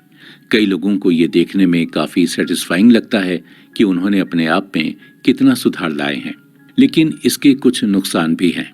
कई बार देखा गया है कि जब लोगों का रिकॉर्ड अच्छा रिजल्ट दिखाने लगता है तो वो फिर से पोर्न देखने के लिए तैयार हो जाते हैं, क्योंकि उन्हें लगता है कि वो अपने ऊपर एक अच्छा कंट्रोल ला पाए हैं। अगर आपके साथ ऐसा होता है तो आप पोर्न को देखने से पहले एक बार अपना रिकॉर्ड चार्ट अच्छी तरह से देख लीजिए और समझने की कोशिश कीजिए कि आपने इतने दिनों तक पोर्न न देखकर क्या अचीव किया है, क्योंकि दिनों की गिनती से ज्यादा जरूरी ये जानना है कि आपका दिमाग बैलेंस में आया है या नहीं। दिमाग सिर्फ कुछ शेड्यूल्स या दिनों के भरोसे बैलेंस में नहीं आता है। इसे तो रिबूट होने में कभी कभी काफी वक्त लग जाता है। दिमाग को बैलेंस में लाने के लिए और भी कई तरीकों की मदद ली जा सकती है, जैसे एक्सरसाइज करना, लोगों के साथ सोशलाइज होना, नेचर में अपना समय बिताना, मेडिटेशन करना आदि। अपने लिए हर दिन छोटे छोटे गोल्स सेट करने से आपके अंदर रिवॉर्ड्स का सेंस तैयार होता जाएगा और आप अपने बड़े गोल की ओर हर दिन आगे बढ़ते जाएंगे। इस चीज से बाहर निकलने का एक और सबसे अच्छा तरीका है लोगों का सपोर्ट लेना। कोशिश कीजिए ऑनलाइन प्लेटफॉर्म ज्वाइन करने की जहां लोग पोर्न छोड़ने के लिए आपको इंस्पायर कर सकें, आपको अच्छा फील करवा सकें, आपको सपोर्ट कर सकें और आपको कई तरह की टिप्स भी दे सकें। नोफैप और रिबूट नेशन ऐसी ही कुछ ऑनलाइन फोरम हैं, पर इन फोरम्स में भी कुछ कमियां हैं, जहां कई लोग इस बात से एग्री करेंगे कि ऑनलाइन फोरम आपके पोर्न एडिक्शन को पूरी तरह से खत्म कर सकता है। वहीं ये आपको असली जिंदगी से भी काफी दूर कर सकता है, क्योंकि ये सारी एक्टिविटीज ऑनलाइन होती रहती हैं और इनमें किसी तरह का ह्यूमन टच नहीं होता है। इसलिए ऑनलाइन फोरम्स का इस्तेमाल तभी करना चाहिए जब आपको लगे कि आपको मोटिवेशन की जरूरत है। एक अच्छा थेरेपिस्ट जो सेक्सुअल प्रॉब्लम या पोर्न रिलेटेड प्रॉब्लम्स के बारे में अच्छे से समझता है, आपकी काफी मदद कर सकता है। कई बार देखा गया है कि पोर्न से जुड़े एडिक्शन का कारण काफी गंभीर हो सकता है, जैसे फैमिली अब्यूज, सेक्सुअल अब्यूज या चाइल्डहुड ट्रॉमा। इन सभी इमोशन से जुड़ी चीजों के लिए आपको एक अच्छे काउंसिल की मदद करनी चाहिए। इन सब के बावजूद अगर आपको लगता है कि आपको ऑब्सेसिव कंपल्सिव डिसऑर्डर यानी ओसीडी है, तब आपको डॉक्टर के मेडिकेशन की जरूरत पड़ेगी, ताकि आपको पोर्न छोड़ने को लेकर जो एंजाइटी है उससे बच सकें। दोस्तों, एक बहुत पुरानी कहावत है कि अगर आपको कभी कोई सिचुएशन समझ में नहीं आ रही है तो उस वक्त आपको अपनी फीलिंग्स के बारे में लिखना चाहिए। इंसान की जिंदगी में हमेशा अच्छे वक्त और बुरे वक्त आते रहते हैं। बुरे वक्त में ब्रेन का काम ही होता है हमें हमारी सारी गलतियों को गिनाना। इन्हीं सब मुश्किल के दिनों में भी खुद को मोटिवेटेड रखने के लिए आपको हर दिन जर्नल लिखना चाहिए। हर दिन जब आप अपनी छोटी छोटी अचीवमेंट्स के बारे में लिखेंगे तो मुश्किल के समय में जब आप डायरी खोलकर उसे पढ़ेंगे तो आपको मोटिवेशन मिलेगा। ऐसे कई ऑनलाइन फोरम्स मौजूद हैं जो फ्री जर्नल्स भी प्रोवाइड करते हैं। अगर आप चाहते हैं कि आपकी जर्नल कोई ना पढ़े तो आप उसमें पासवर्ड भी लगाकर रख सकते हैं। ये बहुत अच्छा तरीका होता है खुद के साथ एक अच्छा रिश्ता बनाने का। अपने दिमाग को रिबूट करने का एक और ऐसा ही मजेदार तरीका है और वो है एक्सरसाइज करना। कभी कभी तो ऐसा लगता है कि एक्सरसाइज दुनिया की हर प्रॉब्लम का समाधान बन सकती है, पर इसके फायदे भी कम नहीं है। एक्सरसाइज आपको एडजस्ट से डिस्ट्रैक्टेड रखता है। ये आपके अंदर सेल्फ कॉन्फिडेंस और फिटनेस प्रमोट करता है। और जो लोग इरेक्टाइल डिसफंक्शन से जूझ रहे हैं वो भी एक्सरसाइज से ठीक हो सकते हैं। एक्सरसाइज एक बहुत अच्छा मूड रेगुलेटर है। साइंटिस्टों ने यह भी देखा है कि रेगुलर एक्सरसाइज करने से ये आपके अंदर डोपामिन कंसंट्रेशन को बढ़ाता है और एडिक्शन को कम करता है। एक यूजर ने अपना एक्सपीरियंस शेयर करते हुए बताया भी है कि एक्सरसाइज से सिर्फ उसकी फिजिकल हेल्थ पर ही नहीं बल्कि उसकी मेंटल हेल्थ पर भी बहुत अच्छा असर पड़ा है। रिसर्चर्स ने यह पता लगाया है कि नेचर के साथ समय बिताना इंसान के दिमाग के लिए काफी अच्छा होता है। ये दिमाग के अंदर क्रिएटिविटी बूस्ट करता है और इंसान को प्रॉब्लम सॉल्व करने की ताकत भी देता है। रोज मेडिटेशन करने के बेनिफिट्स के बारे में तो आज के समय में सारी दुनिया को पता है, पर मेडिटेशन उन लोगों के लिए काफी आरामदायक हो सकता है जो आए दिन अपने आप को स्ट्रेस की सिचुएशन में पाते हैं। वैज्ञानिकों ने पता लगाया है कि ये किसी भी इंसान को रैशनली सोचने के लिए और अपने आप को कंट्रोल में रखने के लिए काफी मदद कर सकता है। इसलिए सभी पॉर्न एडिक्ट्स को कम से कम एक बार तो मेडिटेशन अपने रूटीन में ऐड करके देखना चाहिए।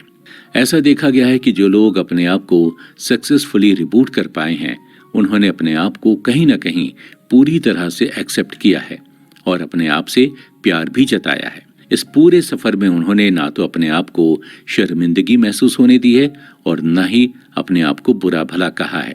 आपको ये समझना होगा कि सेक्स एक फंडामेंटल ड्राइव है जो इंटरनल स्टिमुलेशन को जन्म देती है और ये सारे बदलाव आपकी बॉडी के अंदर ही रहते हैं। आपको समझना होगा कि आपका शरीर और आपका दिमाग आपके दुश्मन नहीं है।